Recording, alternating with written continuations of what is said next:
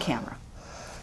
Today's February 21st, 2020. We're at the Atlanta History Center in Atlanta, Georgia. My name is Joe Bruckner. I'm a volunteer at the History Center, and with me today is Sue Verhoff, who is the Director of Oral History and Genealogy. We're really honored to have with us today Mr. Anh Nguyen, who is a native of Vietnam. He was born in Vietnam, raised in Vietnam, and was present during the Vietnam War. He has agreed to come in today and talk to us about his experiences while he was in Vietnam and also after he came to the United States. We're really looking forward to hearing your story, Mr. Nguyen, and are honored that you came in to tell us your story. Would you give us your full name and where and when you were born? Yes. First of all, I would like to say thank you to Sue, to you. Thank you for your kind introductions. My name is Anh Nguyen. I was born and raised in Hue City. And I from a family of 10 children, 7 sisters and 3 brothers, and I was 8 of the 10 children. Okay. Your story today is going to be transcribed and will go on record at the Atlanta History Center as part of our Veterans History Project.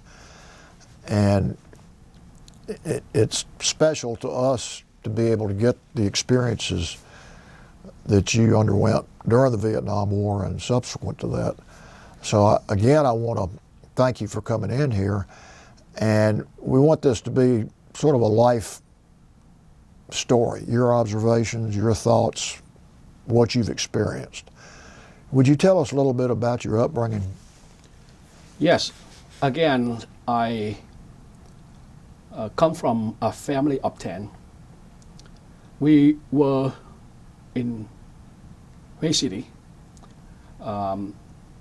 My mom and dad are self-made, successful business venture in Hue City.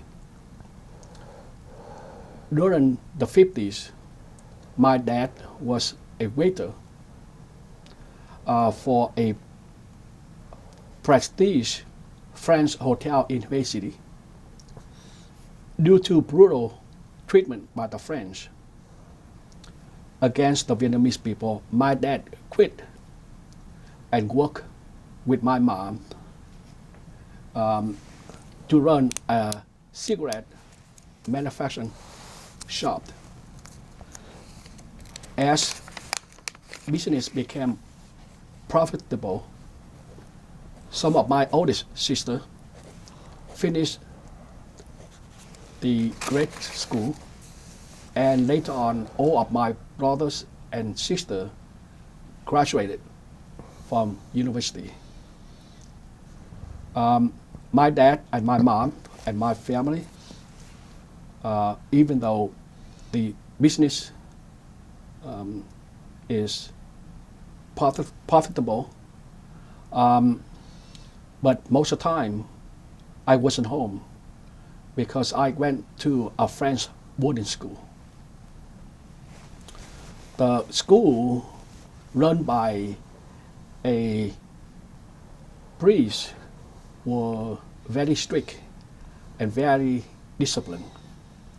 And I remember that so disciplined that I became abused, and then I ran away from the school.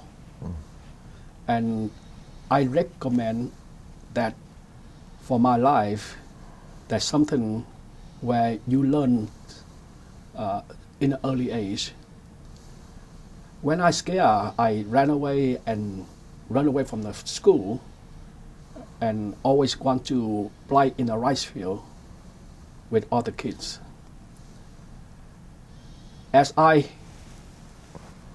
get a little bit older, and I become a little bit more of reserved to myself, and I become alone. And then one day in 1966, early 1966, I walk off the campus of the school, far away, and walk right into a white building. It turned out to be United States Information Center and Cultural Center. I am a very curious boy. I look through a display windows. I see some amazing pictures. Also, I see a model of the rocket and a small car. And then I went home and think about it and dreams about it. That's something I heard but never seen before. That American not only come to Vietnam fighting against the war, but American cultures, American science that I have known but never been seen or discussed. During June 1966, for some reason, it's anti-US. The students in Hue burned out the city. It was sad because I can see smoke from the distance.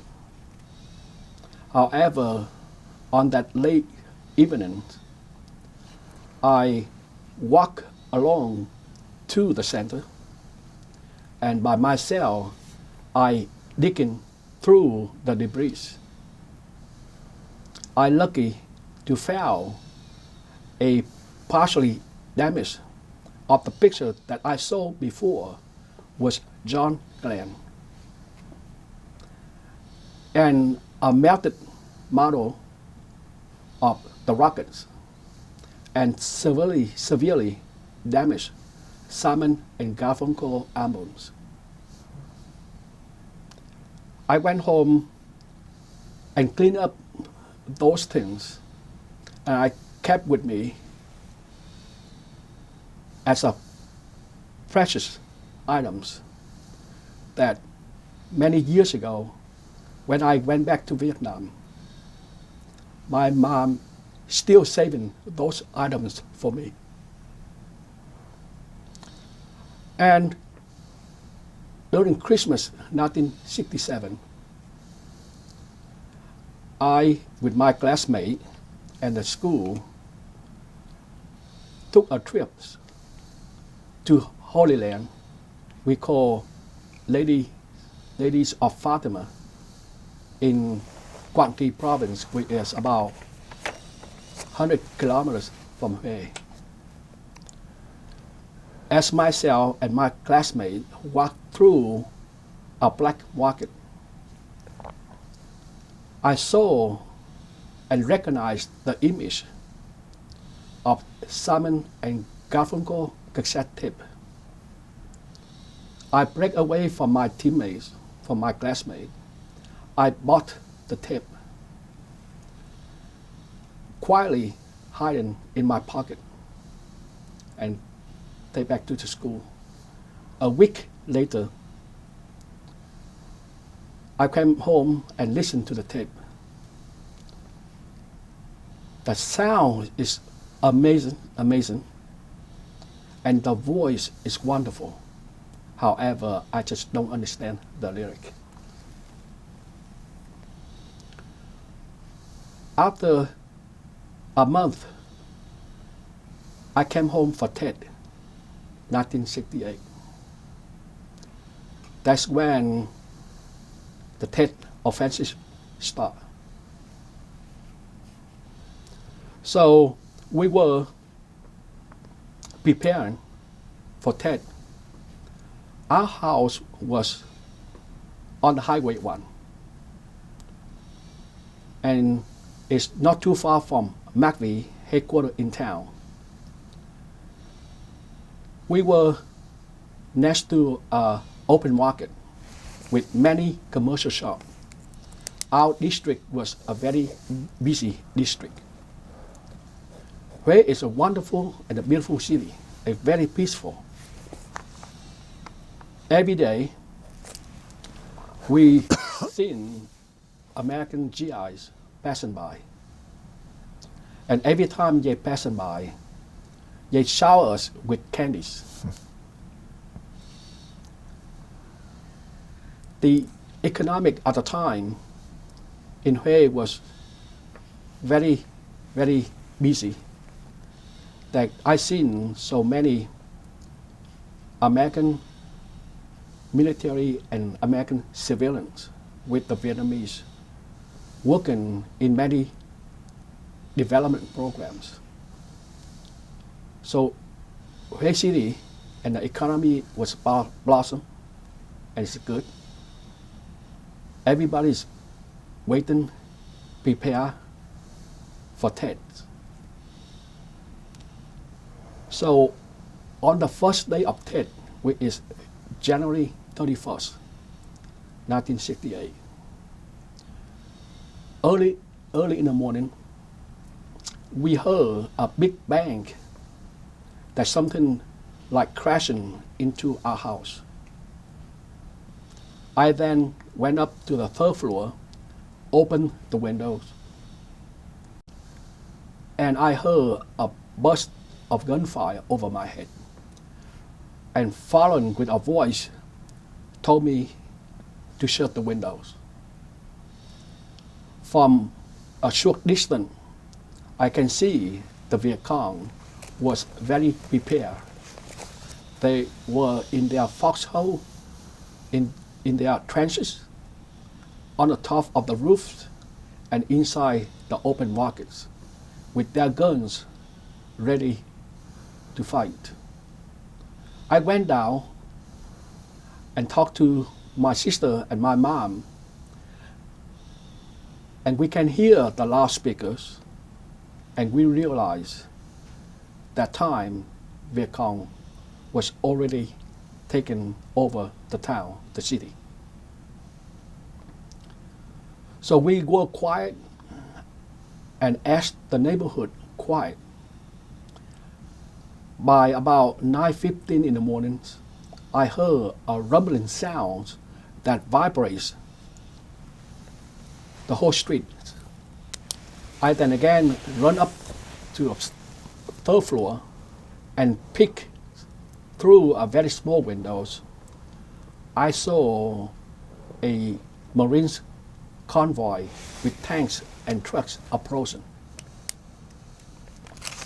And at the same time, I can see Viet Cong was already prepared with their guns and anti-tanks hiding in one of the electrical power station next to the bridge. I can see the whole things and so nervous. At the time, I cannot do anything to warn the Americans. It was a little bit far and it was too late. My intention is that some way, somehow, I can have the power to stop them because I can see the heavy fighting just about to start.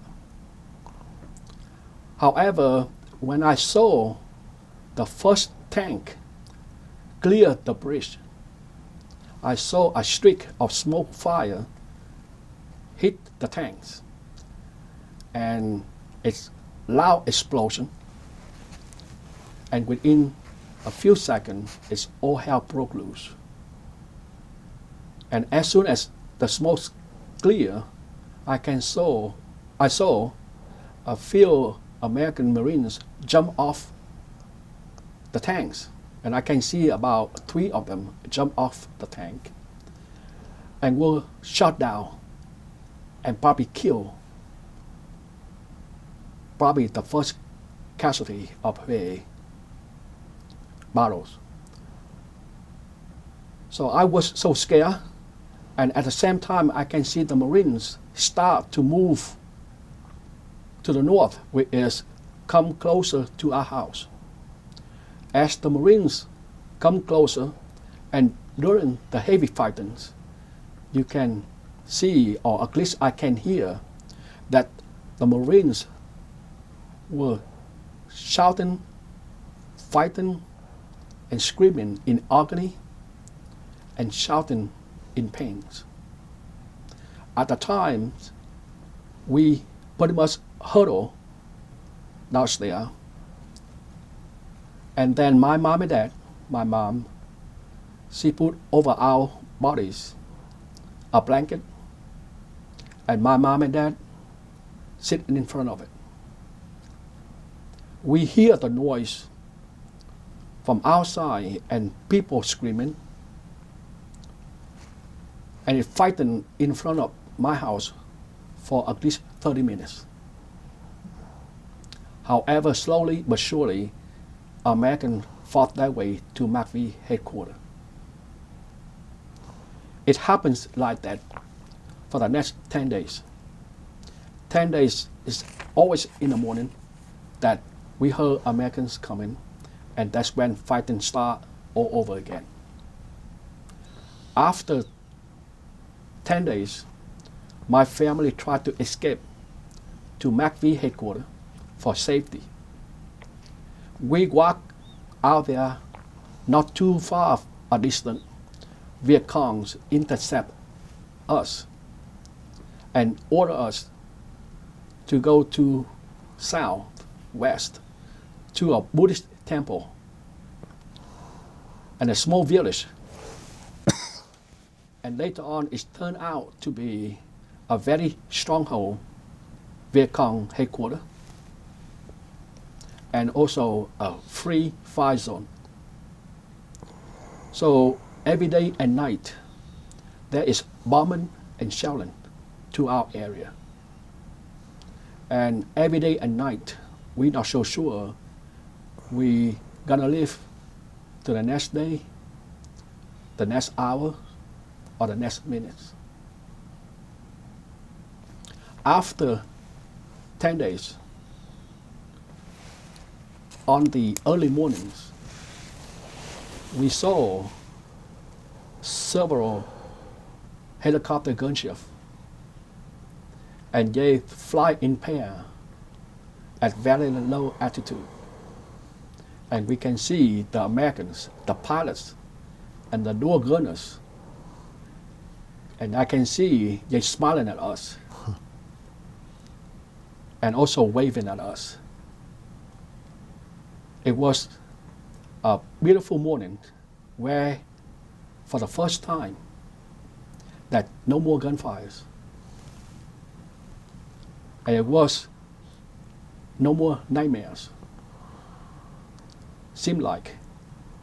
And we're so happy because we were living for 20 days that we don't know is that we gonna be alive.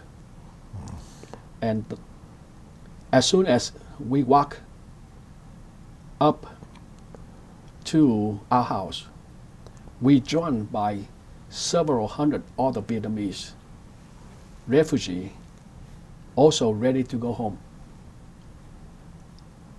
As we approaching Highway 1 to our house, we see American Marines waiting for us. They stand guard on both sides of the Highway 1, waving at us, give us peace sign. And every Marines, they just smiling and waving, lined up on the Highway 1. We walked right in the middle. We were in the heaven, and we see the first time in our life the most beautiful sight by the Marines waving at us and stand guard for us in both sides of the highway. We come home, and as soon as we open the doors, there is Marines next to us to ensure us we go to the right house. another beautiful scene, because for the first time in our life, the Marines just like an angel to us. That had to be an emotional time. It was a very emotional time, because my mom and dad, as well as our sister and brothers, we hugged to each other. And we always try to invite one of the Marines into our house. And a day later, 2 Marines into our house. And at the time, I have a cassette tape. And I just want them to hear what I like or I love. It was a song called The Sound of Silence. My brother and sister with 2 Marines, the first time we hug each other and we cry. My mom and dad tried to cook something for us and for the Marines. But 2 Marines, they told us to wait before we have dinner. 5 minutes later, those 2 Marines come back and give us the C ration, American ration. And they share with us. We don't have a dinner together, but it was the first time we taste American food. What did you think? Well, some of my mom and dad, for sure, they just don't know what it is. My brother and sister taste some of it, but just don't know how to describe. For myself, I have a cans of, later on I know, was beef stew. Oh boy, I love that food. And after that, we have a cans of the small size, but we don't know what it is. Since nobody wants it, so I open it. It turned out to be the best chocolate cake I ever ate. So we were blessed that our family is still intact. And our family given a chance to live again. And a chance that we never forgot, because many of our relatives, our neighbors, and many of them doesn't come home. It was a brutal war displayed in front of us by knowing that over 5,000 of Vietnamese civilians were killed during the war, and over 2,800 of them were killed by the communists, either clubbed to death or shot to death, or just simply buried them alive in many mass graves after Tet. Again, we always thankful to American Marines. They were very brave. They were very courageous. And we always thankful for them. 3 days later, in a Sunday morning, it was a beautiful morning, except for a few gunfires from a distance away. I heard a wonderful church organ music. I let my curiosity take it over and took me to a group of Marines kneeling down in front of a military man with red and white scarf down from his neck. The Marines were standing right on the debris, the rubbles of the bridge, Uncle Bridge, where those Marines killed 20 days earlier. Again, their faith is so strong. I come home and ask my dad why or how the priest can hold a service outside of a church. Because I always thinking that there is only one God, is my God. That's where the temple was. But my dad told me, son, when your faith is so pure and your belief was strong, God will be arising to where you stand. The Marines on that day showed me not only their courage, but their faith in God. You had a wise father too. My father was a very wise man. He learned so much about the French, or we learned so much about the French. And he always hated the French. But by the time the American arrived, he never seen anything that repeated by the French. He seen the gentle American, a smiling American, and it was a mind opener for him about the time he see against the French treatment and the Americans. Wow. So at the time, after the fighting is heavy fighting is over, the Marines stationed in our house for another 30 days to provide security. Huh. And that's when we learned so much about not only American food, but American culture. I see many blindfold Marines gathering with the children, including me and my neighborhood children.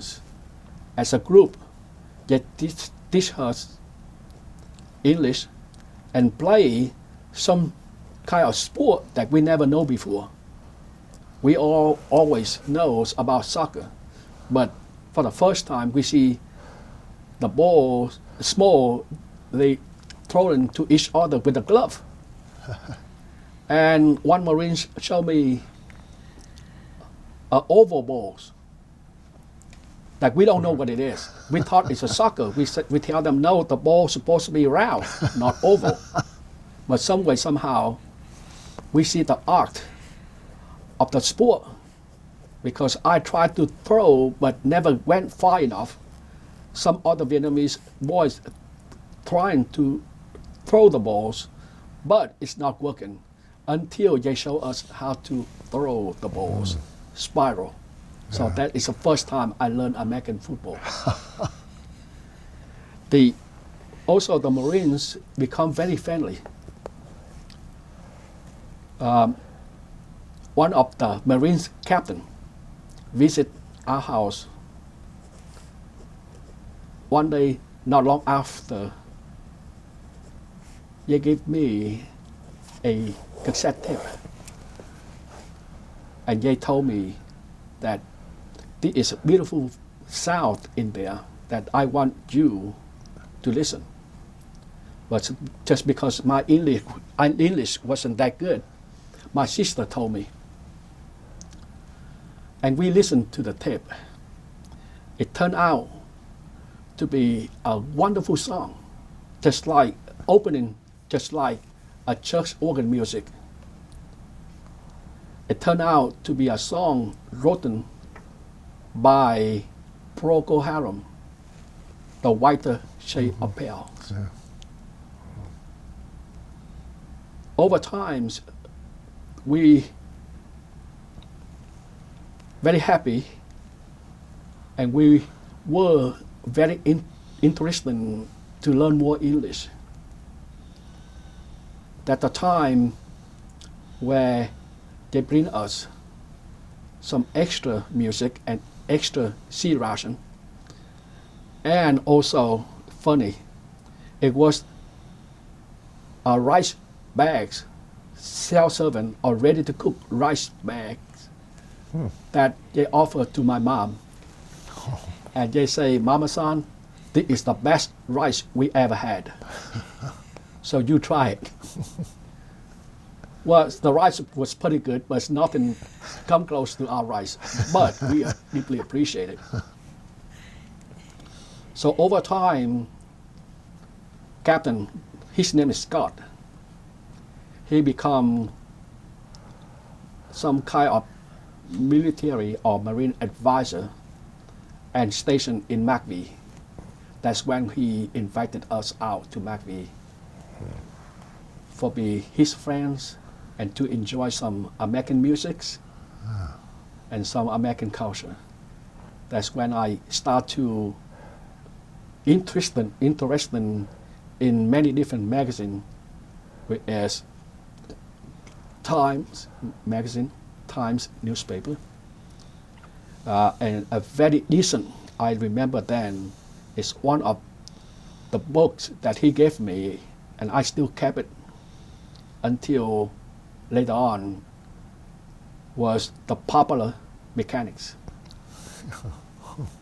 And it's amazing magazine because from the first page to the last page, it's full of amazing, interesting commercial, which is, I don't know at the time, but the picture of cars, about the nuclear power, about the American music, the radios, the stereos, trains, everything in that magazines.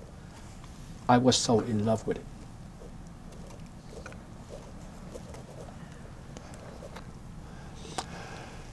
You had mentioned some of the actions of the Marines that you witnessed that impressed you. Talk a little bit more about what you saw them do with the children and with the injured people and just their actions during and after the battle. Yes. Well, first of all, after the Tet, and during the time when the Marine stationed in our neighborhood, Yeah. not only teaching English to the children, but they do taking care of them.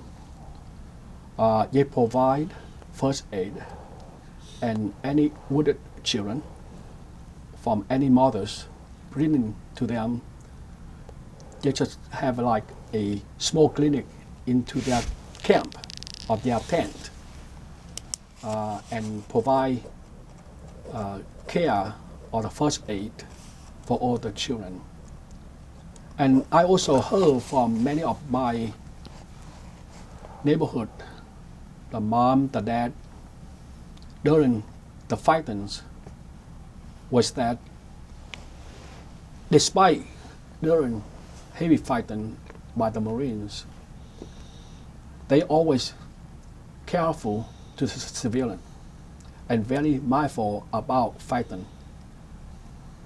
They call urban fighting because it's basically house to house, street to the street in Hue.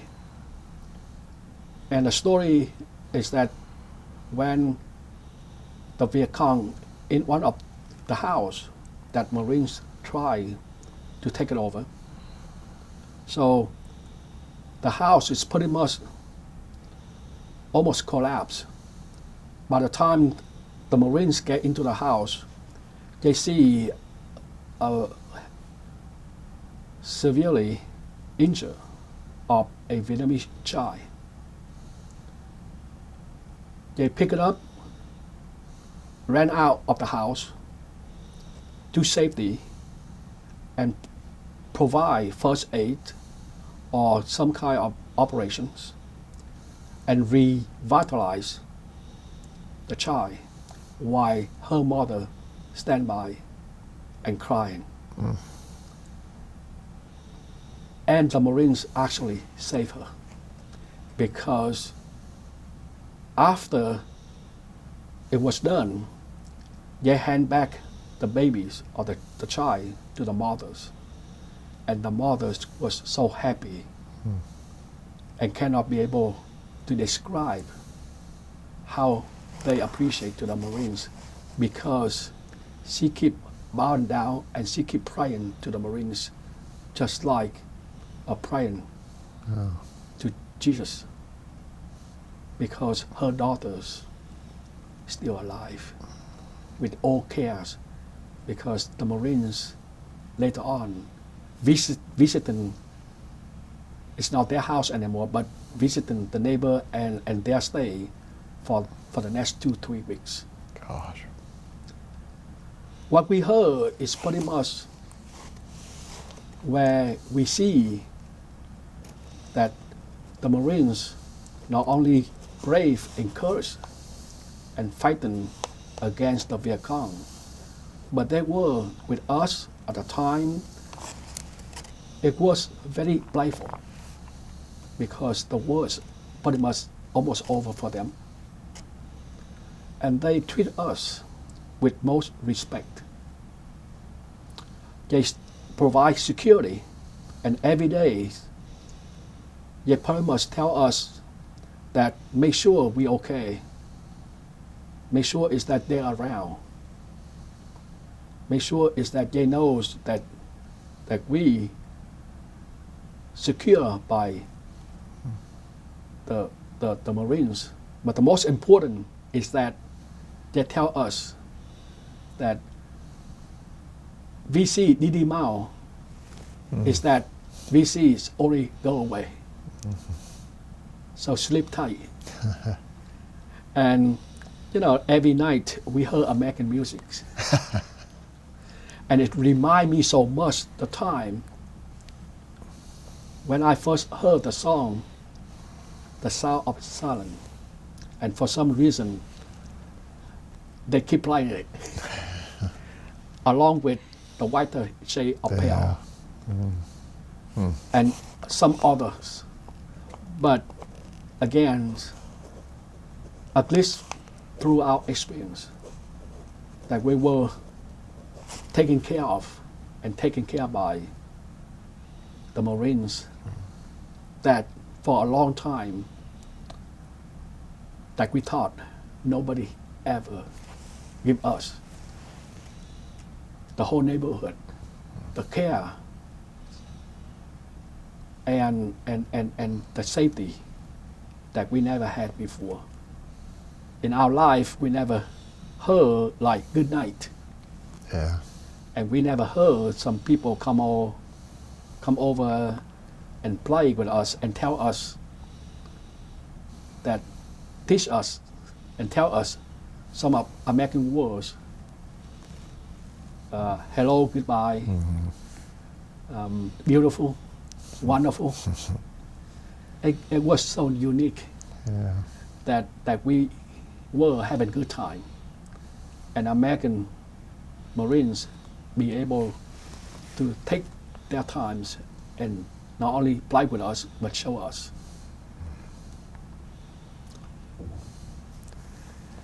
Well, and I'm sure they've got good memories of that too, dealing with you and the other young Vietnamese at that point, because that had to give them some satisfaction that they were helping you. Yes, myself and many others, my friends, Vietnamese friends, boys and girls, it was fascinating. Yeah. it was very fascinating because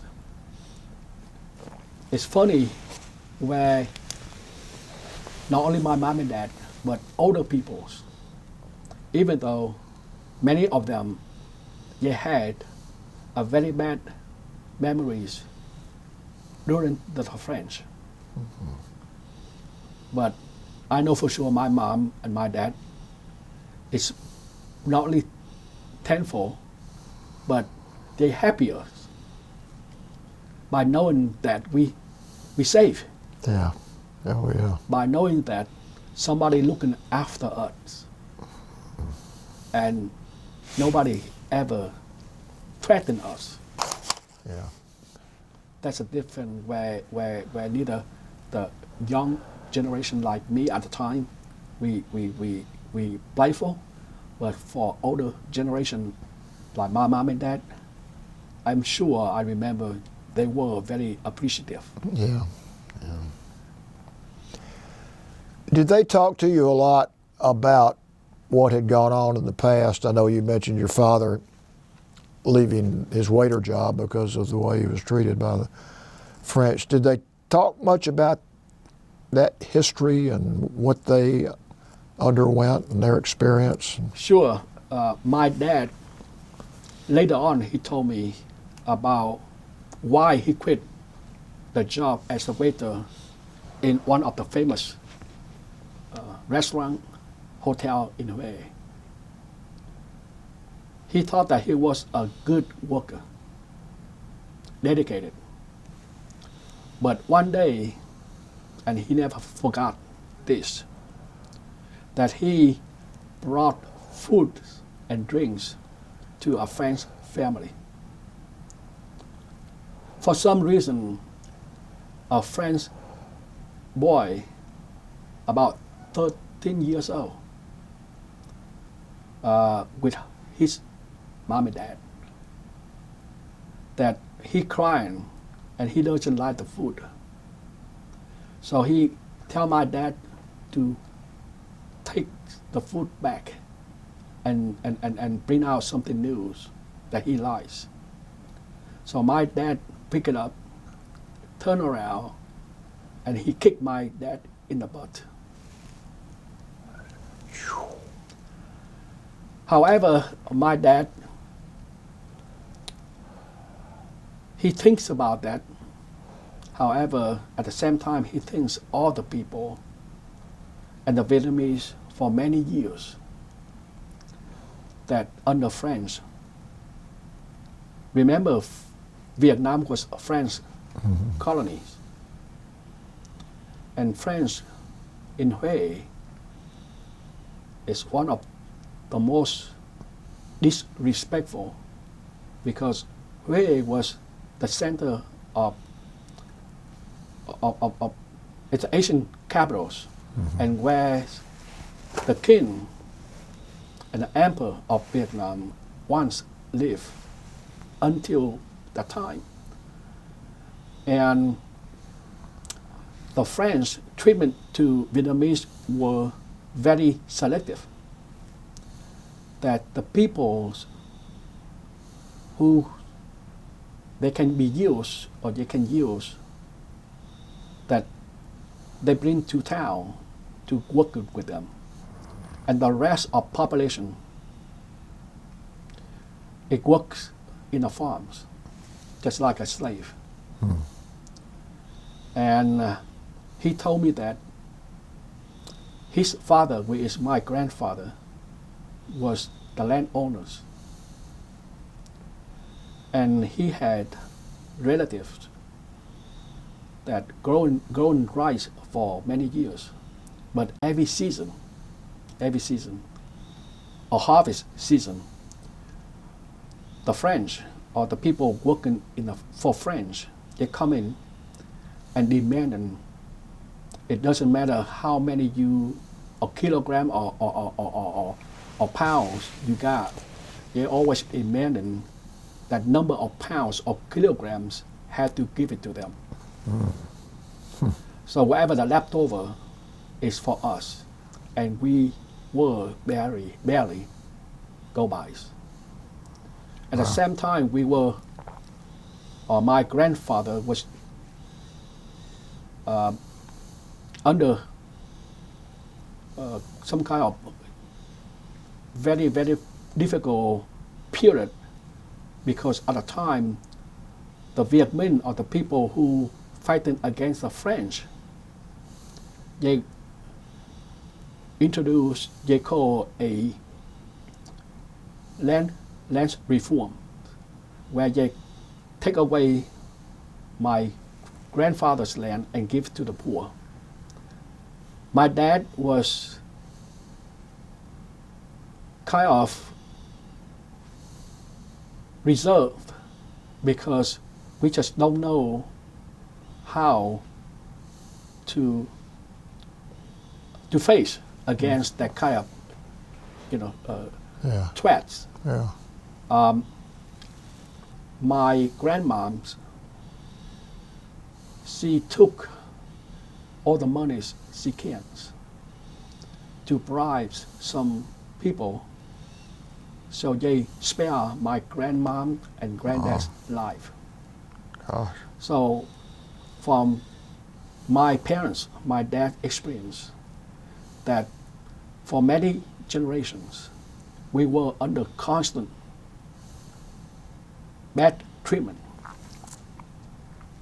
and threats, just like a terror, Yeah. between the French and the Viet Minh. Jeez.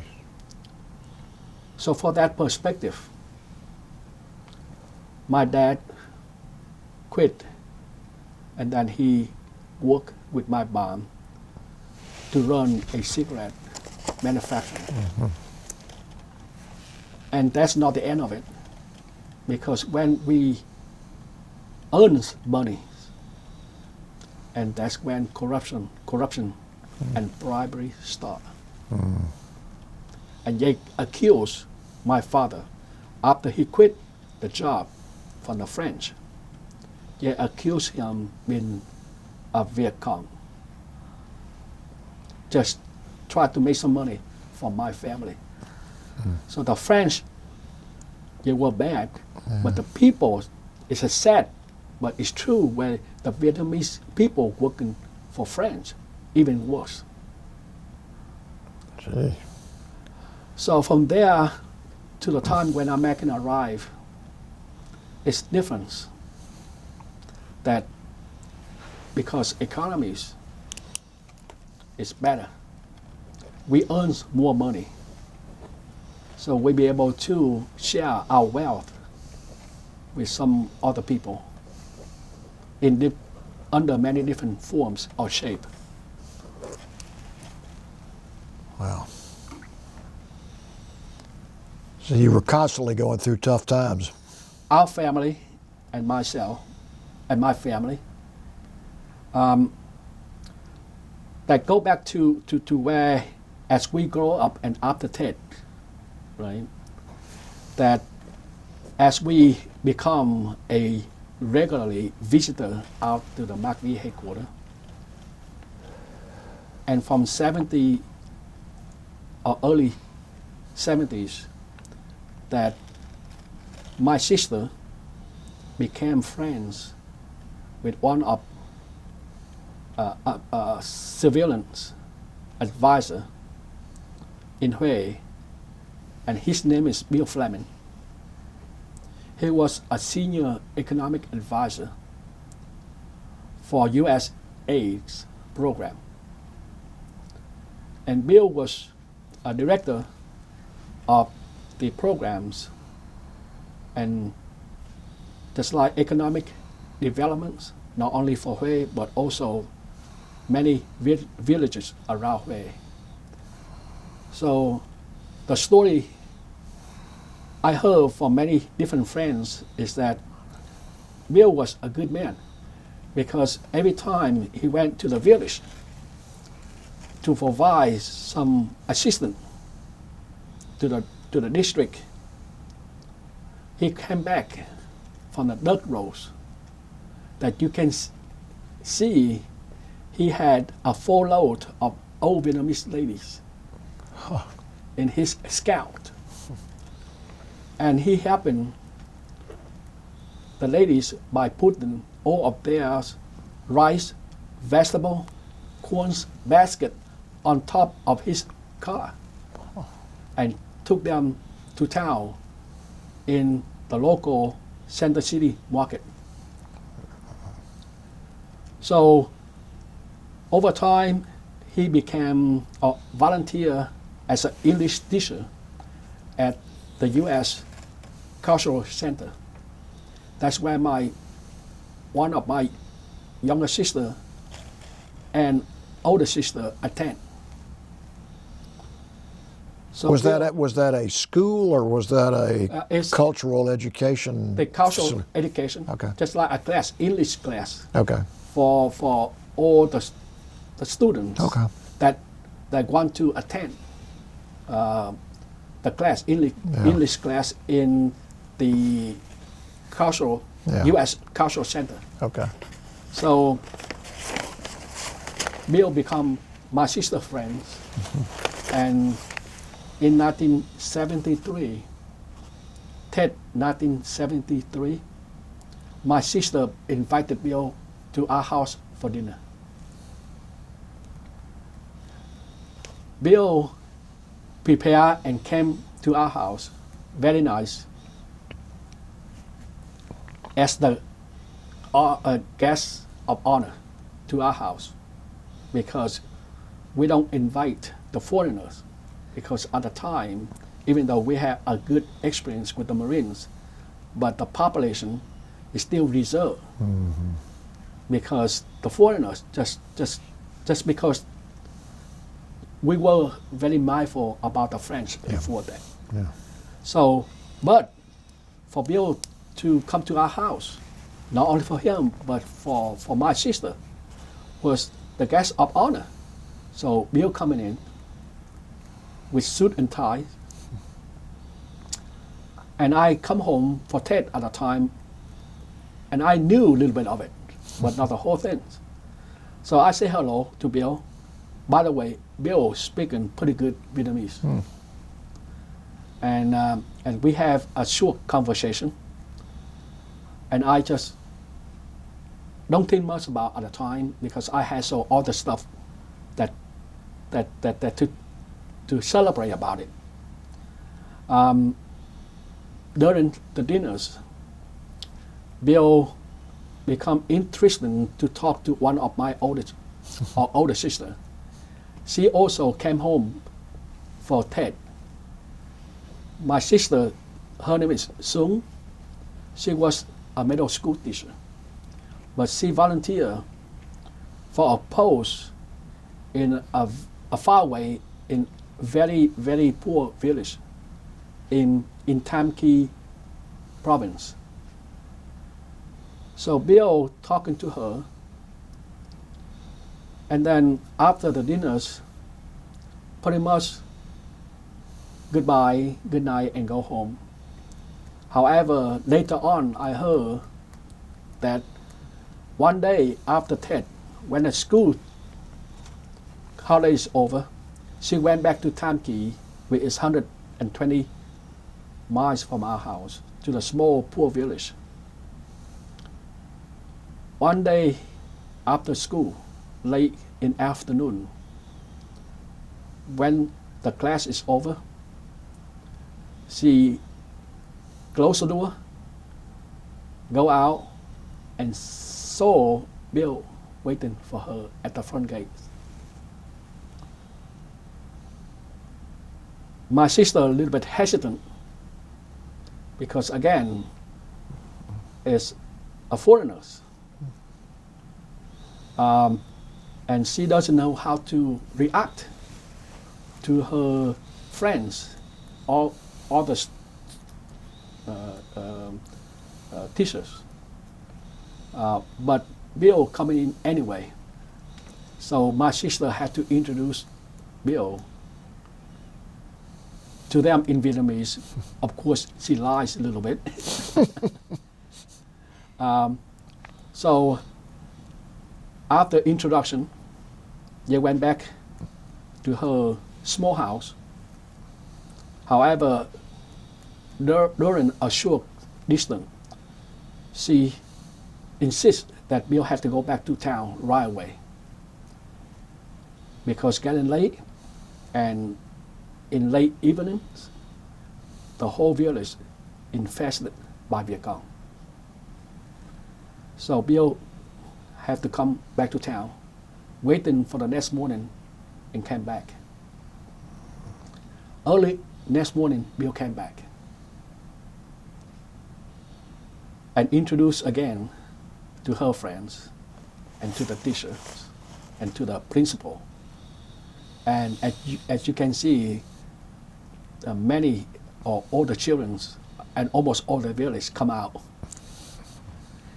And also Bill come to her house and talking to the children as well as other people. And Bill was kind of, I would say, emotional because the family my sister lived with were pretty poor, as well as many homes or houses around the neighborhood. And they told Bill is that my sister, she had a very big heart, that every month she donates most of her salary to the poor people and the children. I guess later on that Bill, for some reason, that village is one of his priority in terms of economic development. Even though Tam Key was way out of his territory, but he worked with the local American civilian advisor to pay attention to the village. Bill's pretty much every weekend come and see my sister soon. Within maybe 4 or 5 months, my mom and dad call me and tell me that come home for your sister's wedding. And that's when my sister, her weddings was wonderful, that I so emotional, and not only me but all of my sister brothers-in-law, that we were so amazing, where Bill insists that he has to wear the Vietnamese wedding costume, just like any other Vietnamese married man, or to be married. And the ceremonies was conducted by my father. Oh gosh. Because my father at the time is so emotional too, because the first time ever that when a foreigner asked him to marry his daughter in a Vietnamese traditional. So we have, or he had, Bill and Sung with a full Vietnamese wedding costume stand in front of our altar, and with the incense, they bow down and praying for my ancestor permission, and looking at my mom and dad at the same motion, that not only asking but also permission for my mom and dad to marry his and her daughter. Wow. Was that a Buddhist or Catholic ceremony, or what? Yes, religion? it's amazing that neither you Catholic or you Buddhist, when you conduct a wedding, they do in the same way. Oh. Right? So as we grew up as a Buddhist. However, I learned so much about the Catholics Yeah. because I was all entire my childhood. Yeah. I went to the Catholic school, Yeah. and I was one of dedicated grow-up boy to be a Catholic. I learned so much from it, but only thing I reserved was the behavior of the priest. Yeah. But I didn't know. Yeah. I got punished by the priest. But after the punishment, they always had me on their lap. Kind of as a love that I thought I'd receive, because even though I thought the punishment was severe, but in the end they had me on top of their lap. And I thought that is very, very emotional for me, because Yeah. after got hugged and you love again, Yeah. right? But doesn't know anything more than that. Yeah. So my thinking, it was innocent at the time. But that is a story when you grow up, Yeah. where my family, my mom and dad, teach me so many different subjects and the values of life. Because my mom and dad, since they were successful business, but also a very gentle, very, very heavy heart to the relatives. And my mom take care of many of my relatives, especially after Tet. The broken homes, people killed. Most of my relatives were so poor and cannot survive after Tet. So my mom pretty much provide financial aid. Both sides, my dad's family and my mom's family, for them to be able to get by. She sounds like a special person. Yes, I never forget about them, as well as many different times where they show a truly love that they can provide to us. But it takes me or my sister brothers a long time to realize it. Yeah. And the more I remember this, the more I become appreciative. Even though they pass away, but myself, my family, my children are still appreciative and still remember him very well. Because after all, when our family went back to Vietnam, we have many chance to visit my mom and dad in Hue. Yes. Well, that's not much I can say about that, other than it's special for them where they are now, and special for you where you are now. Yes. Well, Are they buried in Vietnam? yeah, they bury in Vietnam, and the time when they pass away, we were there with Bill Fleming. Oh, gosh.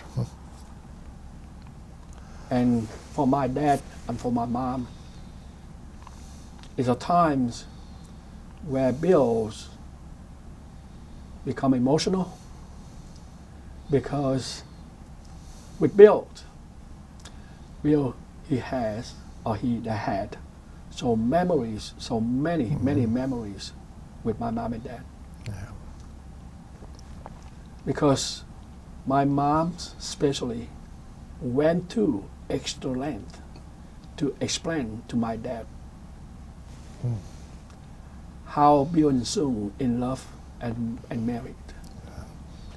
Because my dad have a bad memories against the French. Yeah. So my dad very much from the beginning opposed the marriage. Yeah. But my mom, she hired Bill every time he visit our house, just to have Bill along with my sister away from my dad.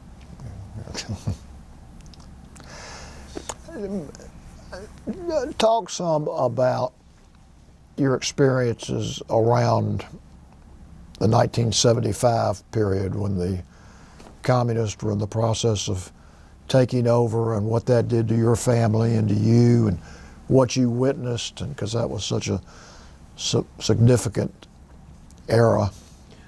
Yes, in 1975, I was a student at a university in Saigon.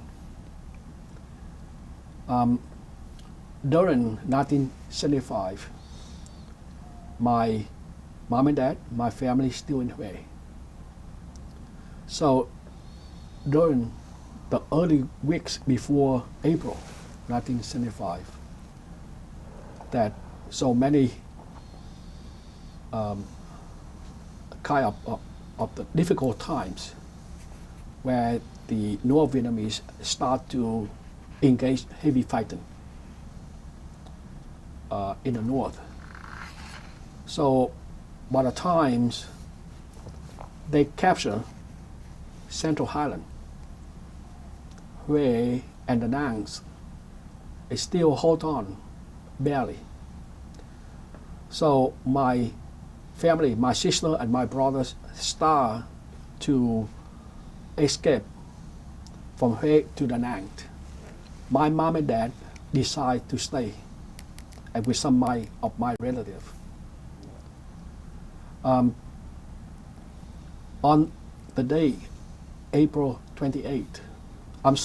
March 28, that evenings, the Viet Cong or the North Vietnamese start to attack. And again, there is nothing much to hold on to because most of the troops, South Vietnamese and the civilian, already fled. So they took over the town pretty much easily. But the next morning, my mom and dad and all the relatives wake up in an empty town, empty street. By the time about noontime, there was some celebration, wherever left over, and the Viet Cong start to come in mass, and you can see them start to parade or propagandas.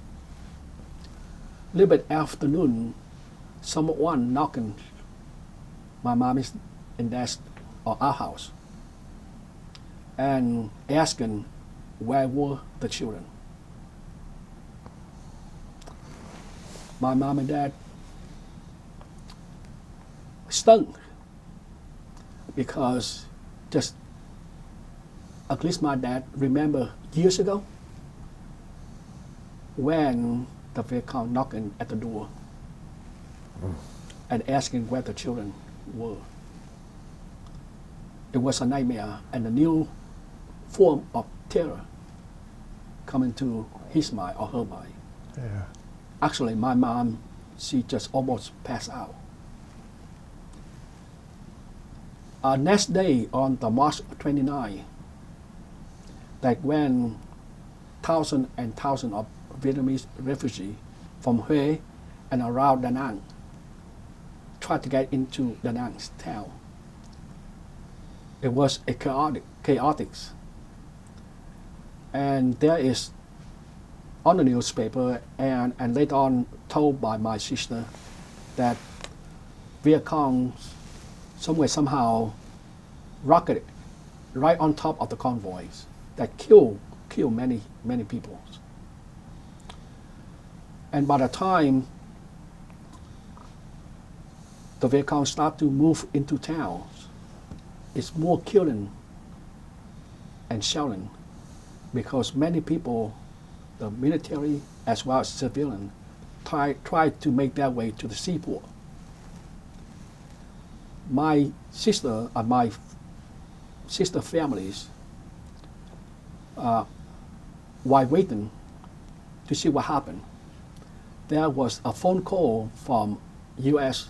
consulate in the land, a phone call to my sister, help for evacuation.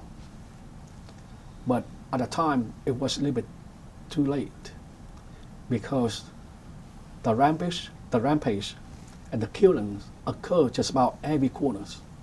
And it was a difficult time for any of us try to get out of our house to go to the seaport.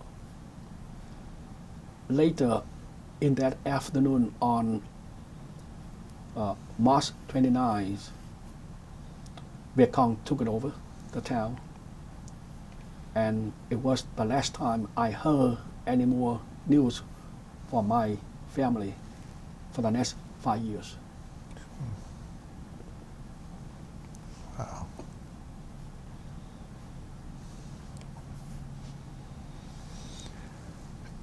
Where did you proceed from there? So as soon as Da Nang fell,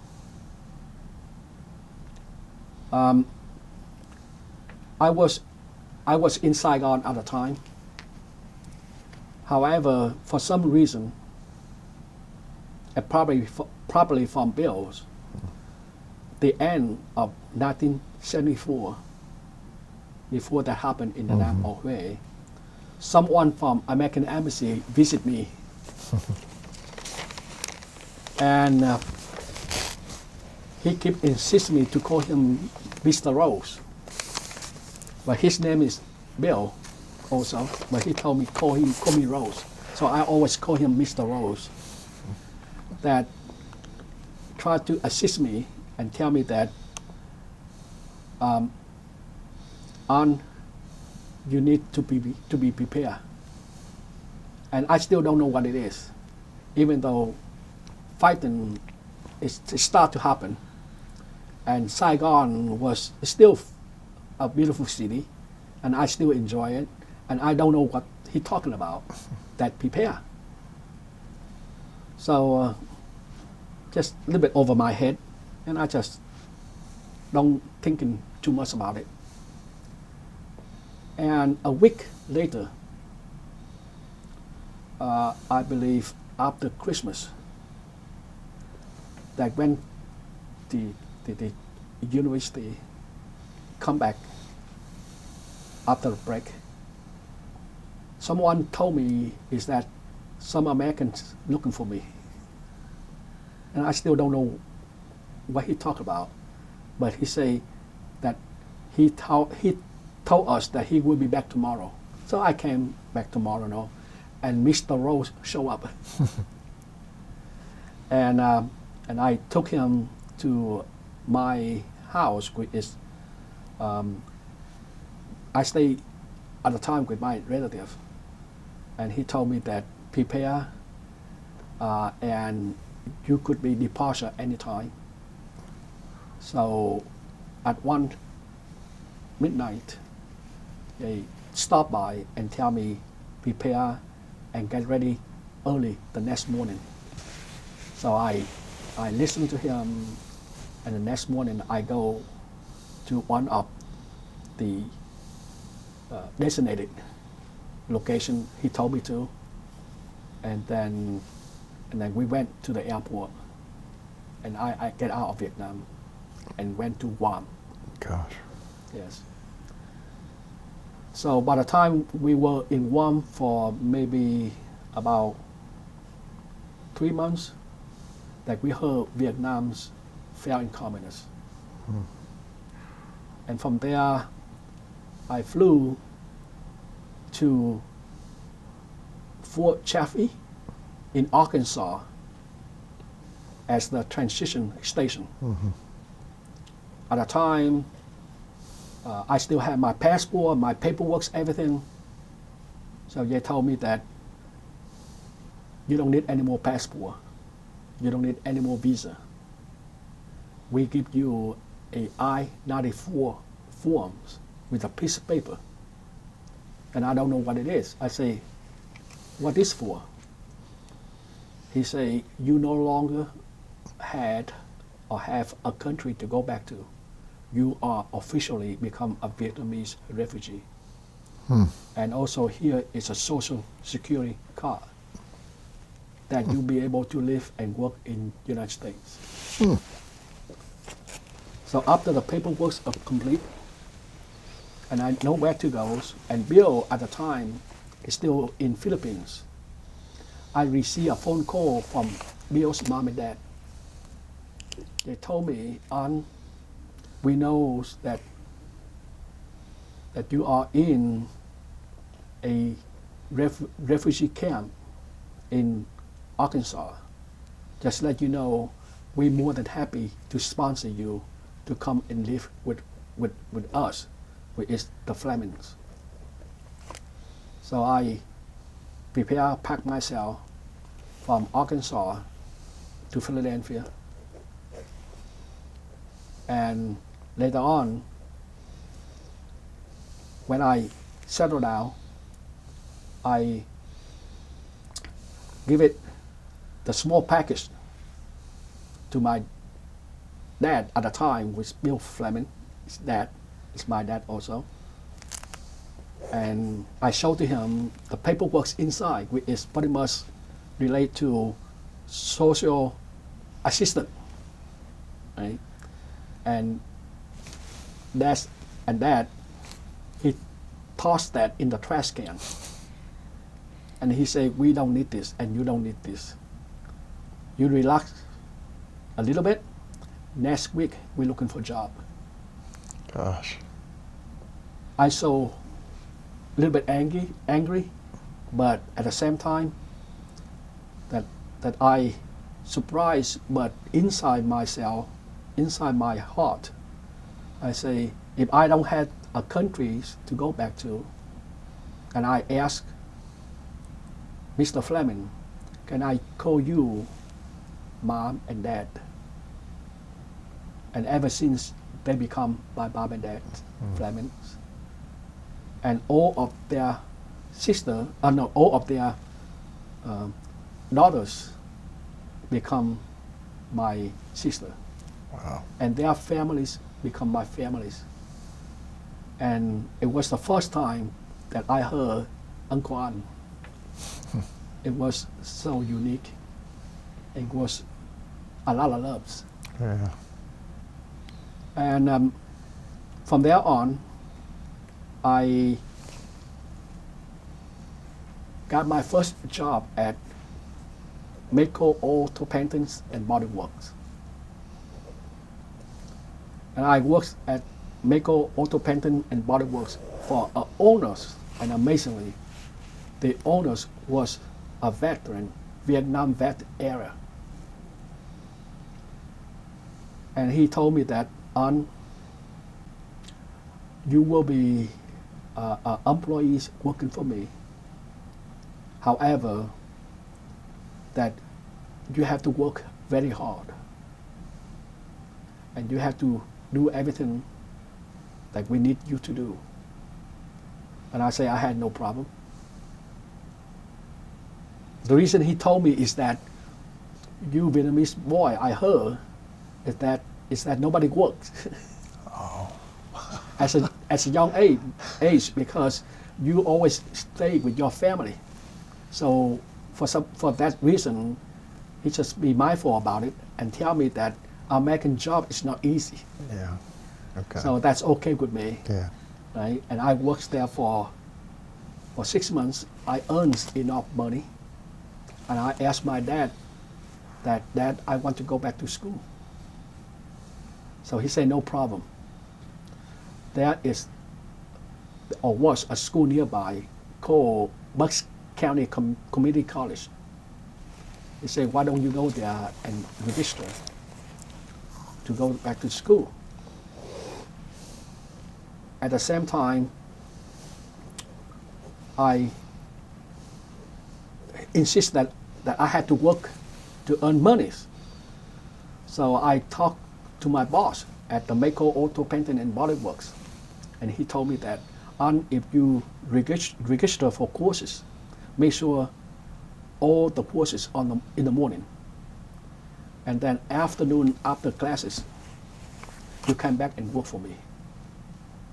And you can stay as long as you want.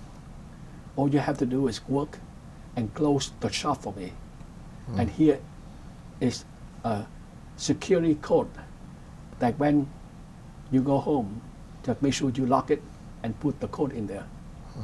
And I did that for 2 years, as working full-time and studying 4 times. I earned some good grades, and I decided to transfer to Penn State. And then I went to Penn State for actually 3 years, because I skipped 1 year. During at Penn State, when I went there as my junior year, and because my background and my major relate to chemistry, I come home for a summer break and went to the Philadelphia Coca-Cola Company, apply for a job. And my advisor at school, he told me that if I can get an internship, then the internship works will count some credits. So I had an interview with Mr. John Cope Jr. He was a director of human resource at the Philadelphia Coca-Cola Company.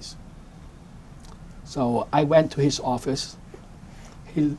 John looked at me and he asked me, "What do you want?" I say, "I want a job." And he say, "Are you a Vietnamese?" I say, "Yes, sir." He say, "I know it. Are you the only one chasing me for candies when I was Marines in the land?" Wow. So I tell him about the internship. And then he told me, "Well, I don't know, Coca-Cola is a big corporation, but this is a local bottler, and we just don't have such a thing called internship. But there is summer helper positions open. Do you want to apply?" I say, "Okay, yeah, let me apply." And 2 weeks later, they called me to work as a union employee. And it was a third shift janitor. It wasn't glamour, but I know I will have a good career with the Coca-Cola bottling in Philadelphia. So I start out at the janitor, but over time, when I finished my degree in Penn State, they put me through they call middle management trainees in 1981. And over time, my works as well as my progress, that I moving up from middle management trainees to quality control supervisor to production supervisor, and go through warehousing, finance, marketing operations, and a year or two at the New York Coca-Cola Bottling Companies at production supervisor. In 1994, they promoted me to production manager and acting plant manager. It was a big jump for me, but it was a dream. However, one day when I was at the time is acting plant manager, my big boss, the president of the Philadelphia Coca-Cola bottling companies, tell me that you have to clean up the plant and get ready for a VIP visit. And he doesn't tell me whose. So I say, okay, no problem. I'm gonna clean it up as much as I can. Right? About half an hour later, my boss, the direct boss, who was vice president of operations, he told me, forget about cleaning and forget about production. Shut down the whole thing. And cleans had a professional come in and clean as much as possible. And I had outside contractor to paint, not inside but also outside. Okay, well, the day when we're ready to receive the VIP, my job is stay right behind the doors leading to the conference room. So and they told me it has to be there at 10:30, right on time. So right on time, 10:30, the doors open.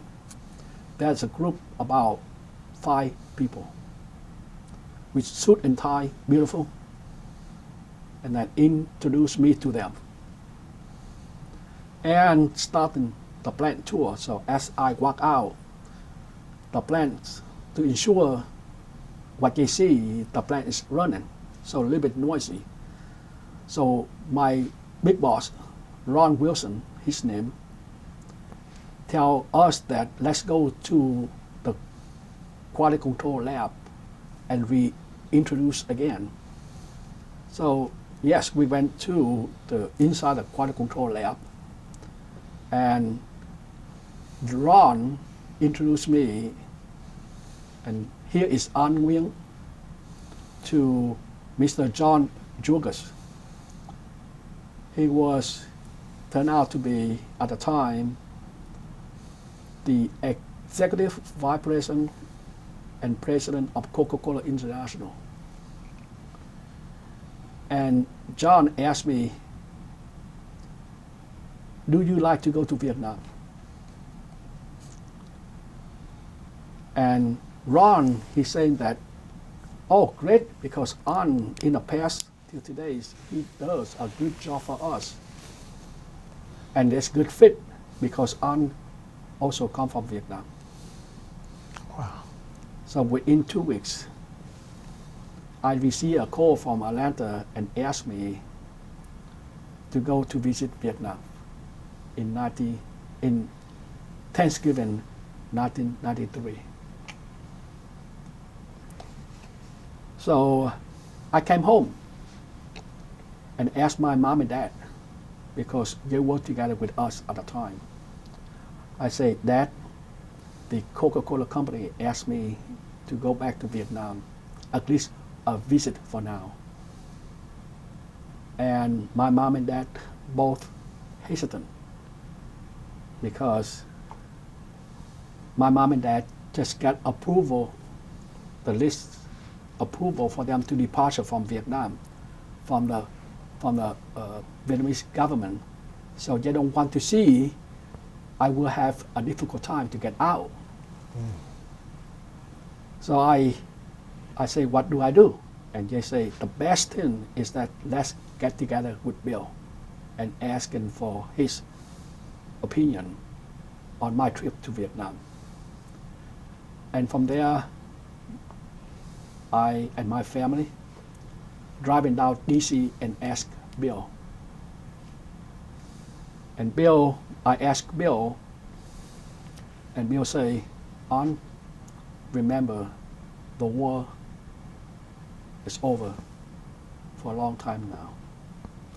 Vietnamese, the US government, now working on the new direction. And they work on the relationship and economic development. And he insists that the time is about right, because he let me know is that Vietnam was under new transition from a communist economies to the new market reforms and economic development, or they call market economies.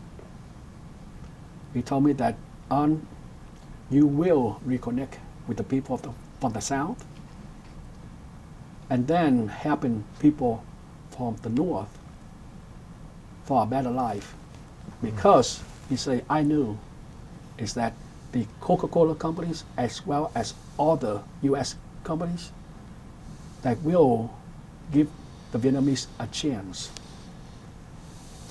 to a better life, because the American looking at Vietnam as the next developed countries to do business with. So with that, I agree.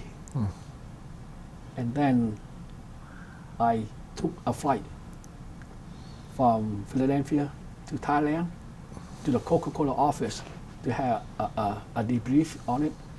And from there, we flew to Hanoi, the land that I never knew or see before. From the airplane looking down, the war scars still there. You can see there's still like a moon face. From the bombing. From the bombing, yes. When we land, the airport is only a few commercial airlines.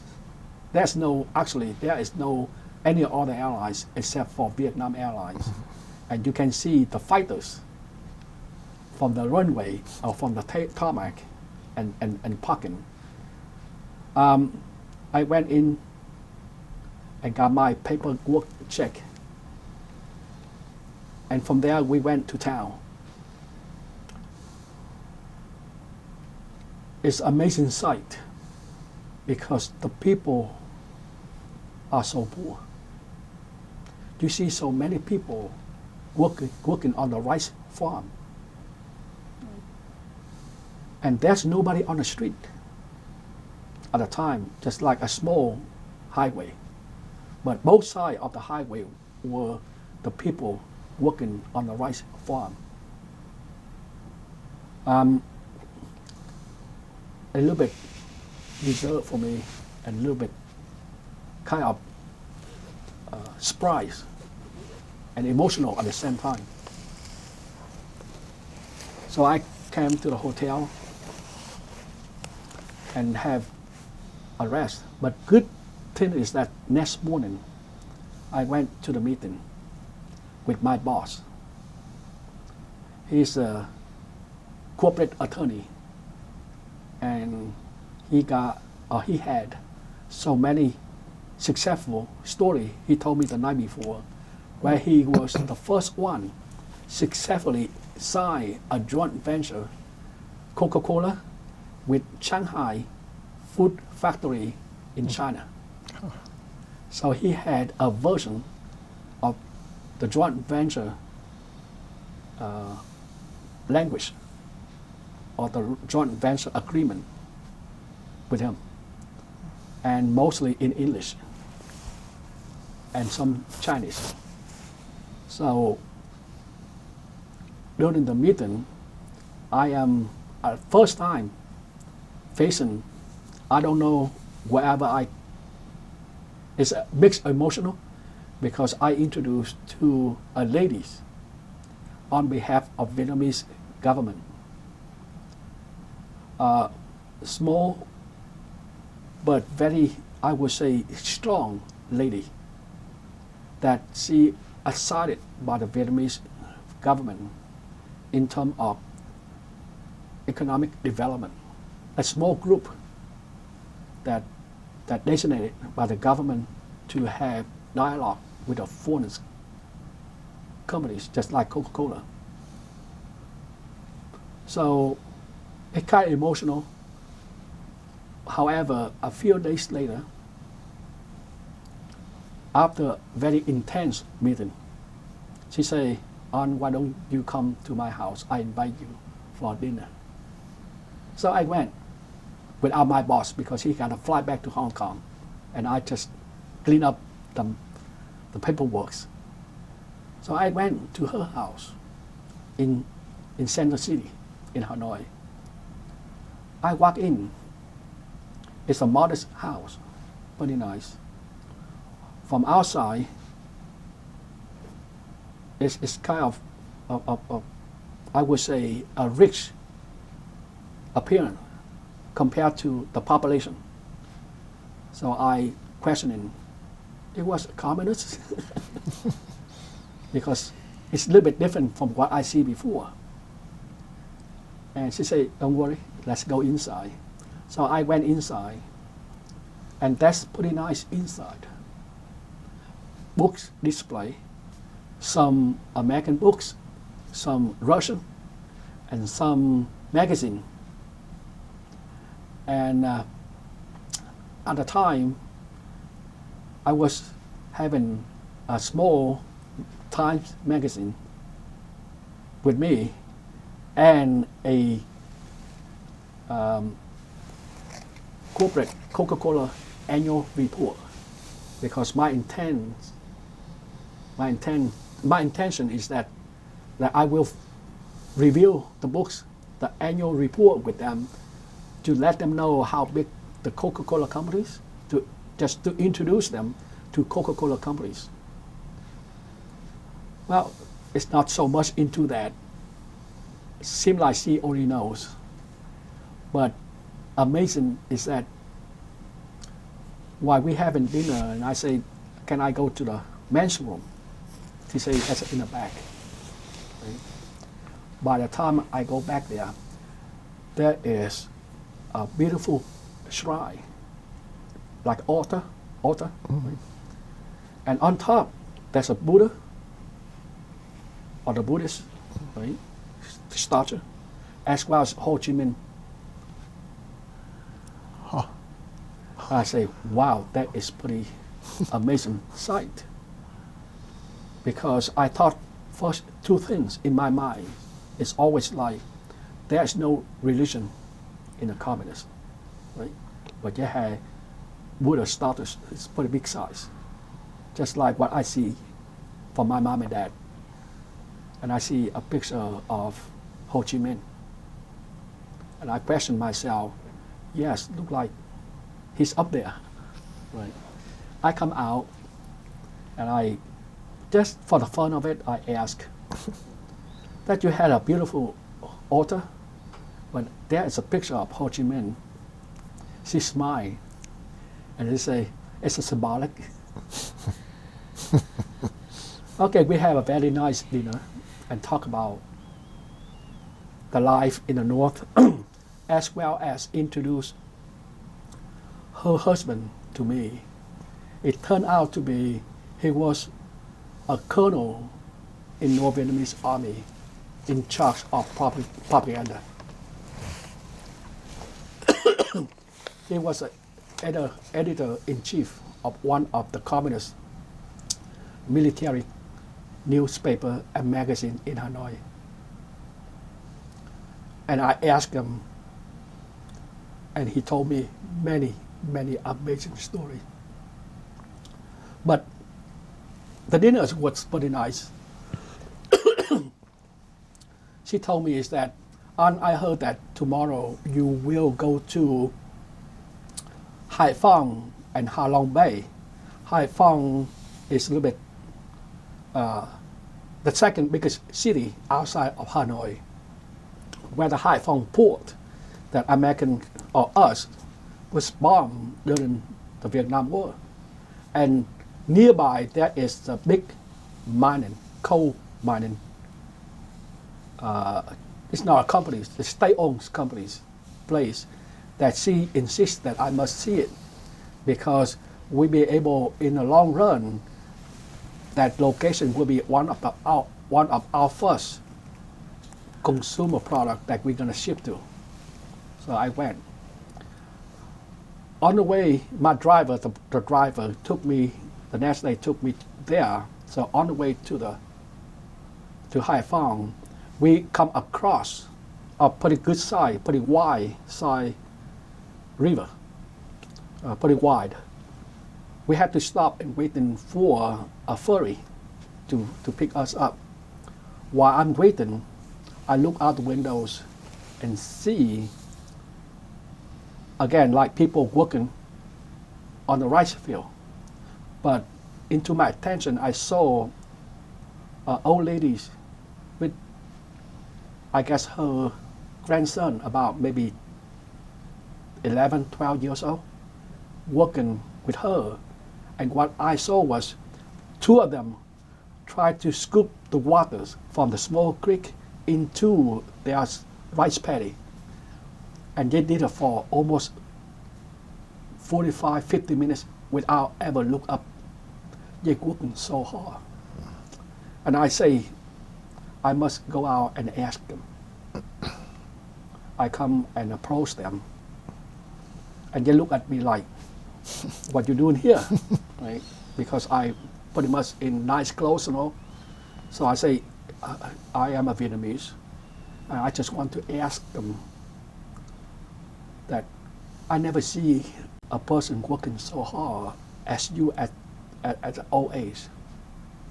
I say that maybe the communists that's so sad that you don't have the opportunity to buy equipment, right? All I see is a water buffalo. So I told her that it's communists that because the economic is so bad, so poor that you cannot afford anything. So you can't blame it on the communists. And she told me, Aunt, what is communist? There is no communist here. All we see and all we have here is ourselves. Yes, there is the communist, but for many, many years, my lifetime, my children, or many years before that, we never see anything different. So when you told me communist, and I tell you, Mr. Nguyen, we don't see it and we don't care.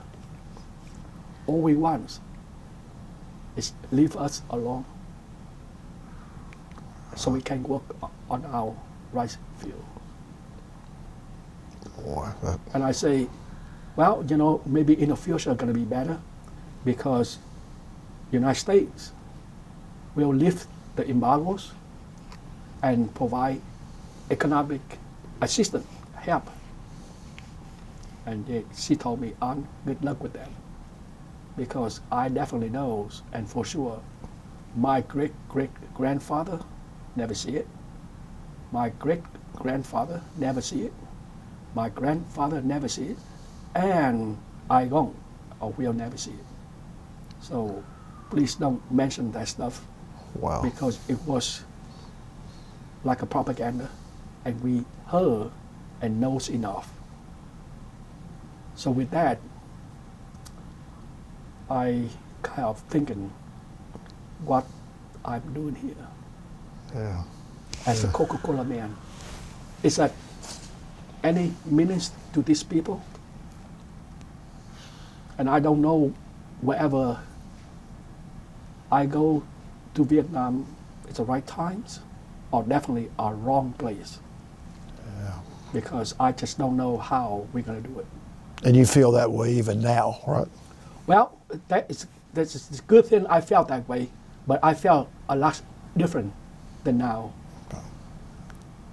So after the trips, and I go back, I flew to Hong Kong and talked to my boss.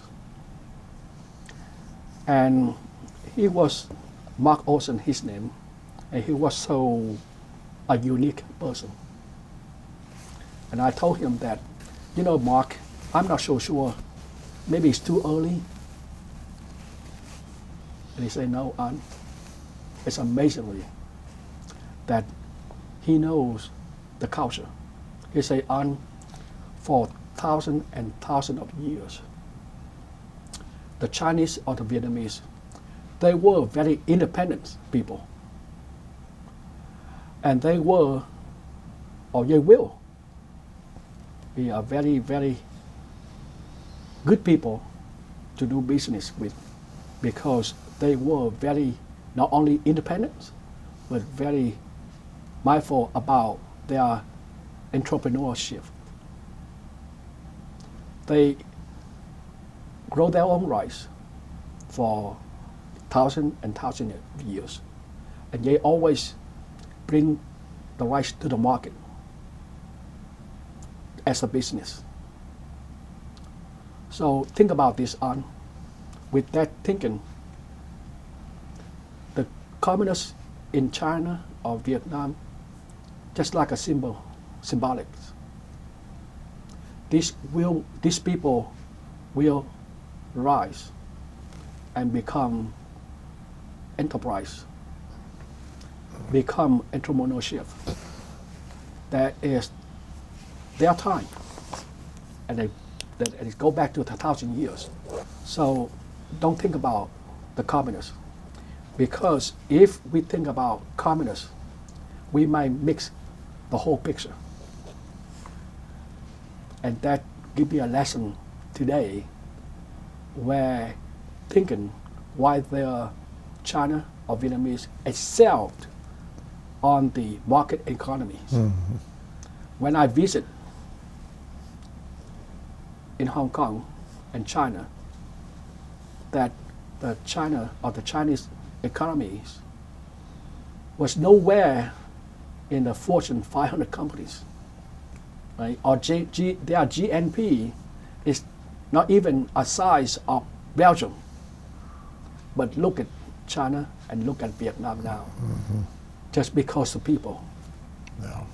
The people working so hard just to get ahead. And when they get ahead, they really want to see their children, just like you are, be better. So I'm thinking about that. On the way back to the airport, I see the same thing. I see the people working so hard to be better in their life. And I say, I want to be part of their journey. I bet you're glad you did. I'm glad I did, because later on, in 1994, June 1994, I and my family officially moved to Hanoi, Vietnam. Even though at the time in Hanoi, there is neither working or living condition a little bit challenged, but my son Peter and my daughter Sophie, they hear my story. They say, "Dad, let's go," because they want to be part of that too. Well, one thing we haven't talked about is your family. You're married, children? Yes. I'm married to a wonderful wife. And that is another story by itself. Okay. Well, you can tell that story. Okay.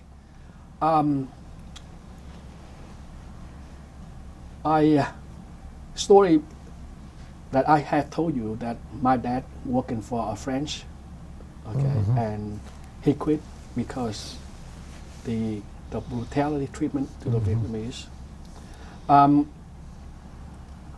When they accused my father being a Viet Cong, and they throw him in jail, and they explore as an opportunity to explore some kind of briberies and all that. So my mom at the time very worried and seeking some way to help him. Anyway, so at the time when my father was in jail, that my mom outside, and she went to seeking for help, and turned out to be a person the people tell him that you must go to visit that gentleman, high-ranking Vietnamese government official at Hue and asking him for help. So my mom, she went to his house and begging him for help. Turned out to be he was a director of national police. So he helped my mom, and he also was a very honest person from a very, I would say, a scholar family, and very well known for anti-French at the time. So he tell my mom to go home, and your dad will be free soon. So my mom come home, and a week later my dad come home. But just because the people at the time still try to explore more money for my mom, so they make all kind of excuses to throw him back to jail.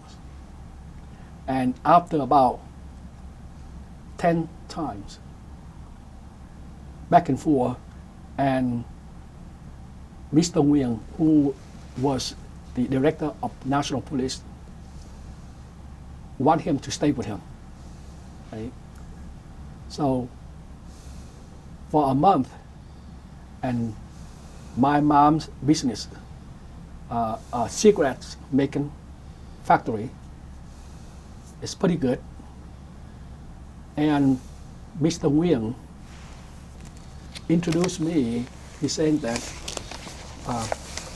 since your products is pretty good, I want you to take a half a pound of your cigarette to a man, and he was a younger brother to first president of Vietnam, Nguyen, and he was a big man in Hue City at the time. So my dad listened and took about half a pound of cigarette to his mansion. Only halfway through, my dad think about it, and he say, "No, I cannot go forward with this." He walked back home because he think is that his name is Ngo Dinh Khang, younger brother of Ngo Dinh Diem, the first president of South Vietnam. He's a very well known for a dictator, and he terrorized most of the population. So my dad saying that even there is the profit, is a big potential profit in terms of business, but he said, no, I had to skip it. And he come home and tell my mom, and my mom told him she agreed, because when he left to walk up to the mansion, she prayed for herself. She thinks is that, yes, my husband may be free for now, but what happened in the future? So she was so glad to see him home. A story that when they become dear friends, so for the Vietnamese tradition, right? They say in the future that any of your boys and any of my girls that has to be married. So you can see, or you can think it is that my marriage was a family arranged marriage. Oh, okay. And I happy with that, Good. because I found a wonderful, beautiful ladies. Good. Even though we were not really in love at the time, but it was funny, because for some reason the American culture is in me, right? And I listen so much American music that I in love with it. So while I visited her house, and I took her out for a dinner, and over the radios, right? That's a song wrote by one of my favorite songwriter, singer, Stephen Steele, with Crosby, Still, Nash and Young. Mm-hmm. So the song he wrote that I listened in Vietnam was similar like, if you can find the one you love, love the one you with. And I say, I have the beautiful ladies next to me. I don't have to be anywhere. And then I chasing her ever since. And almost a year later, we married. Good story. Yeah, so it's pretty decent that I think it back, and the story of my family, as well as my wife's family, because my wife's family, her dad teach me so many lessons, and he showed a lot of value, and he was deeply appreciated by the Vietnamese people in the region, because he not only a most powerful people at the time, but again he had a big heart to everyone. And for sure, during my dad's time, the corruption is rampant. He never received or asked 1 penny for my family or for my mom. And with that, I learned so much from him, learned so much from Bill, that when I was in Vietnam with Coca-Cola, I never asked, never recognized, never exchange or discuss about any type of corruption or briberies. You learned a good lesson, didn't you? Yes.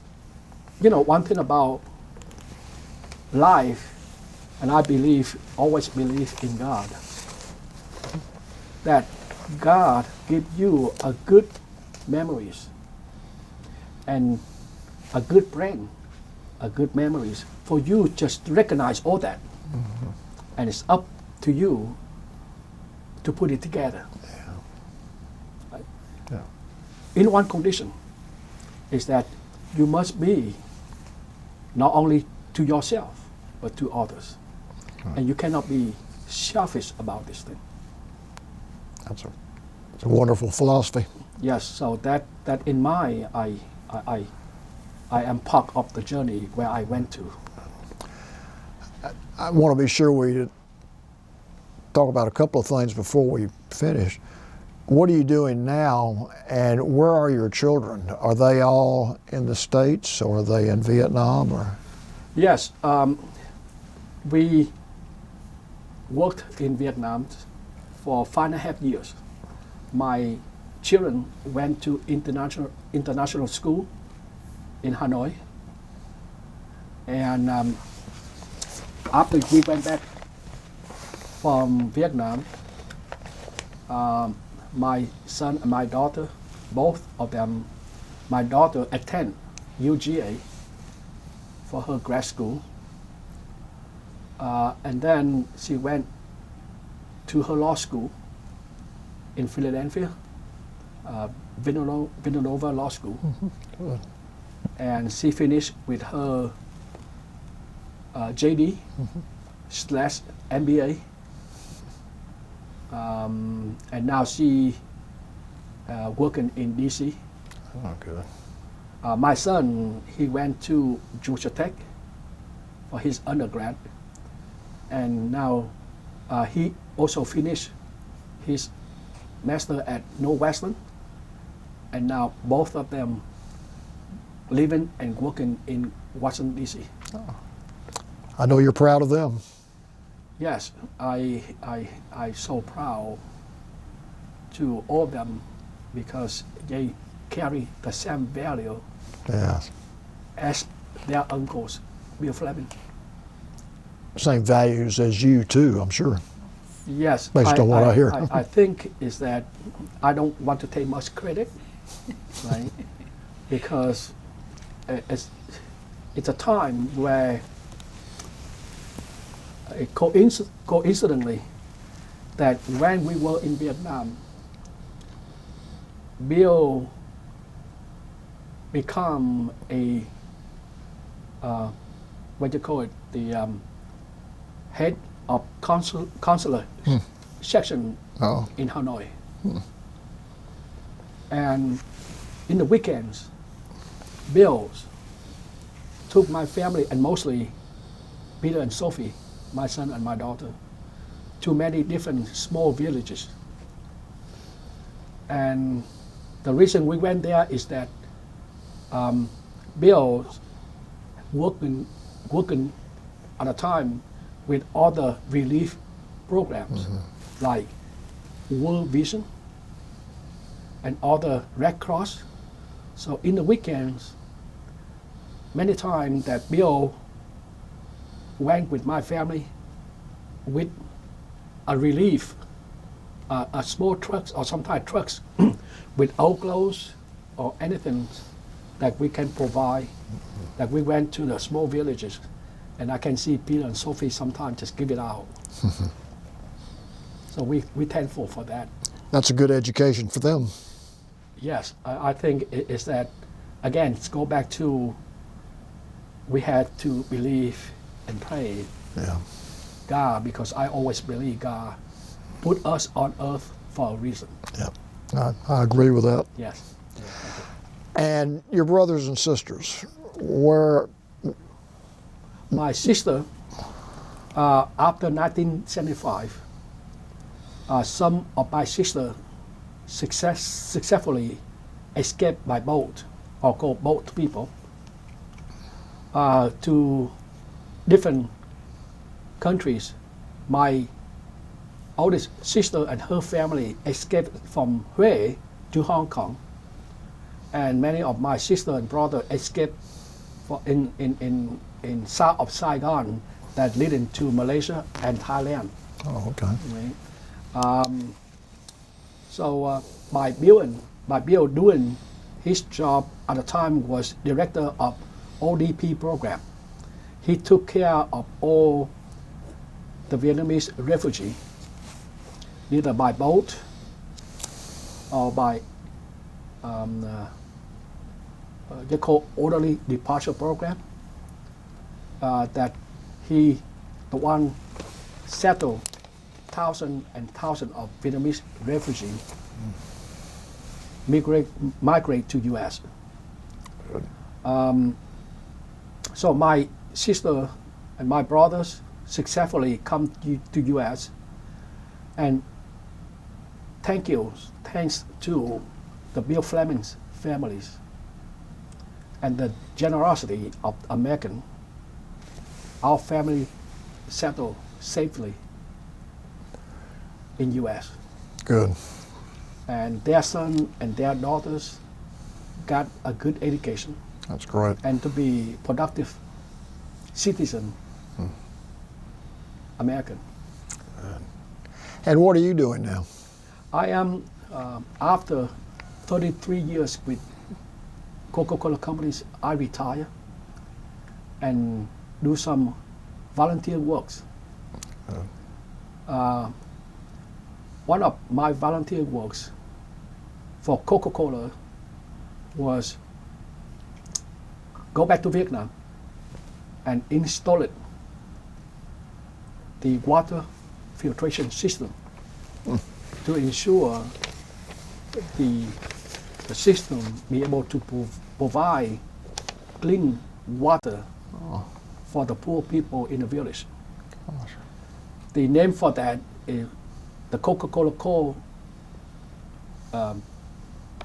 Eco Center. It's a locate. You can set up the filtration in the middle of the town, and could be close to a water stream like a pond or a small creek or a river, regardless how bad of the water. After the water filtration go through a filtration system, it come out 99.9% free of bacteria. The people can drink right away. What that project, it went pretty good. Right now we have about 15 different stations located in different areas in Vietnam, including the one which I recommended, where it's there now. It's a very poor village in Quang Tri, where you can see that many people get affected by Agent Orange. So we have that filtration system there. And the second one is the one I try to help the Vietnamese business dealing with Coca-Cola companies as well as others, Fortune 500, to help the Vietnamese companies to absorb some of the production from China. Well, that has to be so satisfying for you. I mean, particularly the water filtration project. Yes. You're saving lives. That's a Coca-Cola company. Yeah, but And it's a you're great you're initiative. involved in it. Yes, and that comes from the time where one of my big boss visited me in Hanoi. That tell me that and told me that I have to take care not only the business but also the people and the environment. So while I was out in Hanoi running the plant in 1998, I prepared for a VIP visit by a division president. And his name was Buck McKinney. So we were prepared, and Buck visiting us as on time for our first newsletter, and it's on time for us to interview him. However, the unique part of that, when they asked me to give him a plant tour, because I was a plant manager after we finished the construction. So as we walked through the plant, and we walked outside of the plant, and he saw so many empty bottles outside, Coca-Cola empty bottles stored outside. And he asked me, what all those empty bottles sitting outside? My job is to have them filled and shipped to the market.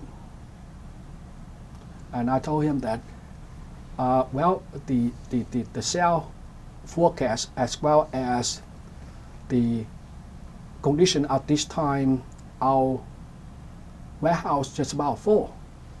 And he told me, is that that's not your job. Your job is to make them feel. Stop talking, because I want you to be a sales nightmare. Go ahead and keep running, because you have to be a nightmare to the next person, which is salespeople. They have to get up and go out and sales. So listen, you have to make sure that happen. And I say, yes, sir. 2 weeks later, I have the area clear, and all the bottles become finished products, sitting in our warehouse. So the next stop we went through is outside of the warehouse, and under the pretty large size canopies, and he see the employees working and loading the trucks and loading the sales trucks. At the same time, he looked to his left, and he sees some of the employees unloading the trucks and unloading the sales trucks outside, outdoor, exposed to the sun. He told me, "An, this is gonna stop. you have to be able to figure out the way to take care of the employees, because I don't want to see our employees working under the sun. Right? That had to be all inside, because in the summertime, I know it's very hot. So at this time, you have to organize and make sure that all of those trucks and cell trucks offload got to be inside. I thought he's gonna give me some time to think about it. No, he said, no, do it now. So with him standing, I start to direct the traffic and tell and order to the warehouse manager to do exactly just that. Okay, well, that's fine. We walk inside and go up to the filling room. Even though he's happy to see many clean empty bottles after gone through a washing machine, cleaning to the fillers. And he say, very important, this is Coca-Cola companies. The Coca-Cola companies have to produce the best Coca-Cola products available anywhere in the world. So make sure and ensure is that we have the best quality products available in the market. And I say, yes, sir. Later that year, our Coca-Cola plant in Hanoi, we won the plant of the year with the highest quality index at the lowest possible cost among 17 other plants in the region. Gosh. And from there, he went to a canteen. We walked through the canteen. He's very happy to see our employees eating food at lunchtime. And he looks over one of the dish. And he said, no, too much rice. You have to add some more meat or fish into it. I want our people not only working here, but happily working here. I want to see everybody's healthy. I want to be a very productive workforce. So he really cared about his people. Yes, very much. Because after the trips, I showed him some of the records. Up to that time, we had many audits by the Vietnamese or Vietnam Ministry of Labor. And they certify us that we are meeting not only requirement, but exceeding in terms of safety, environmental. That is something recognized by the Vietnamese government. And he say, yes, it's nice to see, but we still don't do enough. And I a little bit puzzled. And he say, not enough to this standard, but not enough for this standard, but not enough for our standard. Yeah. Wow. So with that, it's stunning. But okay, so he asked me to see if we can visit some of distributors. I said yes. We have some small mom and pop distributors around the plant, and he said let's go. So we went to see some of it, and as amazingly, as tall as Buck and speak.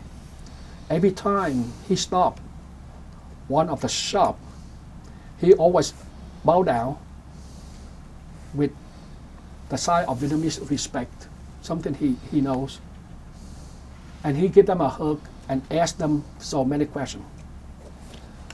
Not too long after, a few minutes, you see a whole bunch of the children follow him. And he made sure the people understand what Coca-Cola business and what we can help them. So with that, he tell me, and I must translate everything to him from English to Vietnamese, precisely and accurately. With that, He say, let's go to the next distributor, which is a little bit bigger. I say, yes, it's about 45 minutes from here. And he told me, let's go. So we hopped on the car to the next distributor, which is a bigger size. And it took us about 45 minutes. By the time we departure to the location, he always looks out the windows, never say anything. So about a minute or two before we arrive, I tell Mr. McKinney, I just want to let you know, the distributor, her husband was a high-ranking North Vietnamese army official. And he said, okay, that's great news, that's good to know. We went inside. Again, as always, he bowed, show respect, shake hands, hugs, and have a small meeting. At this time, he told me, you had to translate word by word accurately, because I want to hear from these people. So I tell him, no problem. The first question he asked is how Coca-Cola products and how the quality of Coca-Cola products. And the next question is how of your business and how we can help you in terms of transportation, warehouse, everything. So I told him just about everything he said. One thing he told me is that, I have to tell you and make sure they knows that every problem they got, that you must call on. And when you call on, make sure if they call on, they know that on call me. So call on and on will call me.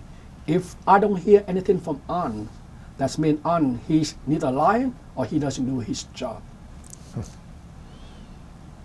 Well, that is very, very compelling. And people so appreciate it from him, to hear that from him. And he assured that happens. And it showed he had confidence in you too. Yeah, some way, somehow, because, he knows is that I went to Vietnam as not only a Vietnamese, but also a Coke employee, a Coke manager. So we pretty much respect and knows that my background. So he's pretty much have everything that he wanted that I be able to deliver to him. So when we went after the visit, I took him back to town and departure. So while we waiting for him to departure, he told me again and again that on the Vietnamese people, they are very decent, honest people. They earn our trustworthy. They earn our business. Therefore, we have to provide them up to the best of our ability. You have to love them to be able to do business with them. He told me that, the reason I told you this, because I know the Vietnamese and I know the Vietnamese people. Because I served 2 tours in Vietnam. With that, he took off, and I left behind standing, speechless, and it took me 30 minutes to recompose myself. Yeah, I bet.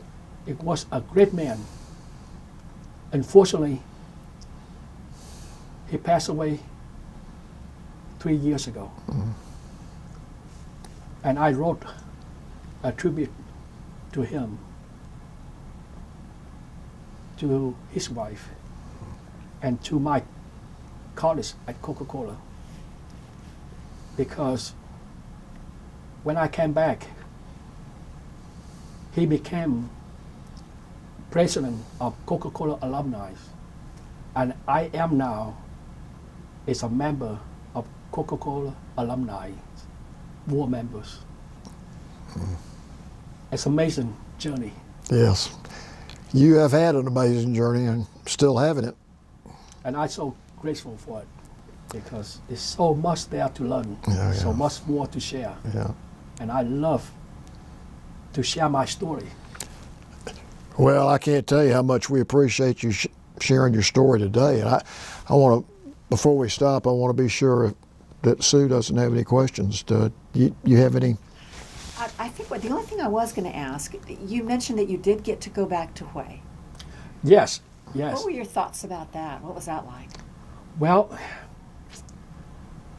I kind of mixed myself emotionally when I went to Hue. Because by the time I went back to Hue, my mom and dad already back there. Back to live in her Hue City.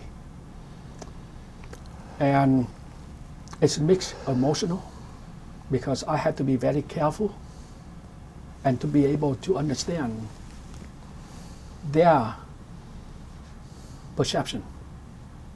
Because I am at the time is working for Coca-Cola companies. And I don't want to be about me. And I want to be about us. The reason I say that because when I arrive, many of my relatives is already there. And I'm afraid of their expectation. And the neighbors that I had known before, and some way, somehow, communication is out there. So I a little bit hesitant and a little bit confused. So by the time I arrive, many of my relatives as well as my mom and dad cry. However, the I remember clearly is that I guess I quick enough to ask one of the neighbors running a small restaurant that for our dinners I asked them to cook a dinner for us, not only for all of us but all of my friends.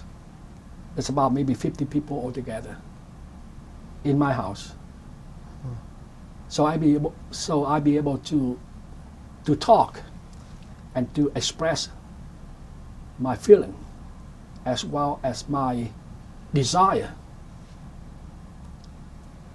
for them to understand that love is more important, and our survival to understand and to love each other is what we want to do.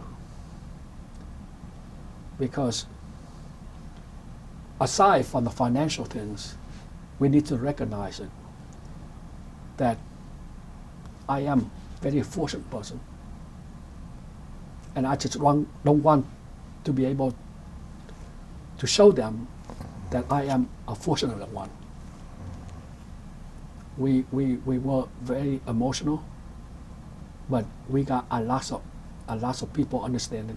Good. And we got a lot out of it.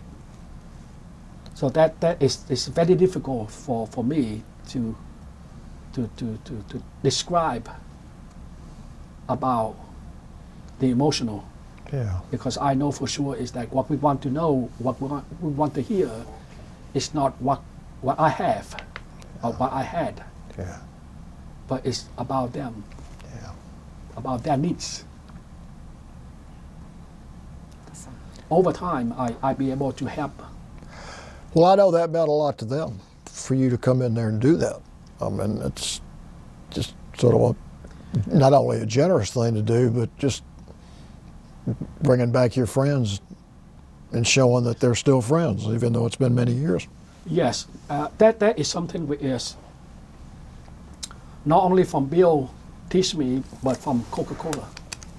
For 33 years, or at the time, it's after about 14 years Yeah. with Philadelphia Coca-Cola bottling companies. I went through many different things. I was at once, they call special market development. My job is to taking care of all Asian market. That Chinese, Korean, Vietnamese, Laotian or Cambodia. Try to help them. Try to help them how to sell Coca-Cola. And try to help them not only sell Coca-Cola, but how to be profitable. That give me an opportunity or gave me an opportunity dealing with them face to face, dealing with them emotionally. Right? So I think for that, my background, that I not only appreciate them, but appreciate their business, Yeah. either in Philadelphia, New York, or especially in Vietnam. Yeah. I want to give you just one more chance. Is there any message you want to give to people who will see this? Because I'm sure there'll be a lot of people interested in looking at the DVD and hearing your story, because it's just so interesting and amazing. Is there any message you want to give to people who are watching this? Well, thank you, Joe. It is not only about me, and for years, it's about my life and appreciation. For the last few years, my goals is to say thank you to many Vietnam veterans as possible. This is about the time for me to give back by a simple words, thank you. Because when we were visiting Vietnam Memorial, there were 58,000 names on that black marbles. As I visit the wall on the beautiful evening during spring cherry blossom with my beloved brother-in-law Bill Fleming, as I reach out to touch their names, I still can hear their voice from yesteryear. I still remember their voice fighting, screaming in agony, and shouting in pain, fighting against Viet Cong in front of our house. Those voices and the sounds, later on I realized, and their blessing were the sound of freedom, my freedom. And the sound of the Marines praying in the rubbles of broken bridge in front of a chaplain.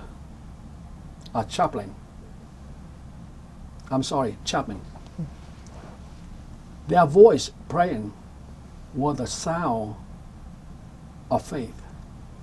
And I am forever thank you for their service.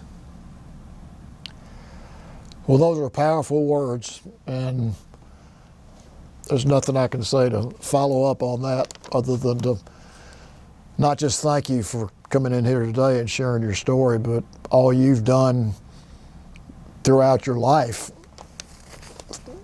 whether it be family or your job or whatever you've been involved in, but particularly for what you're doing and what you've done to bring our two countries closer together.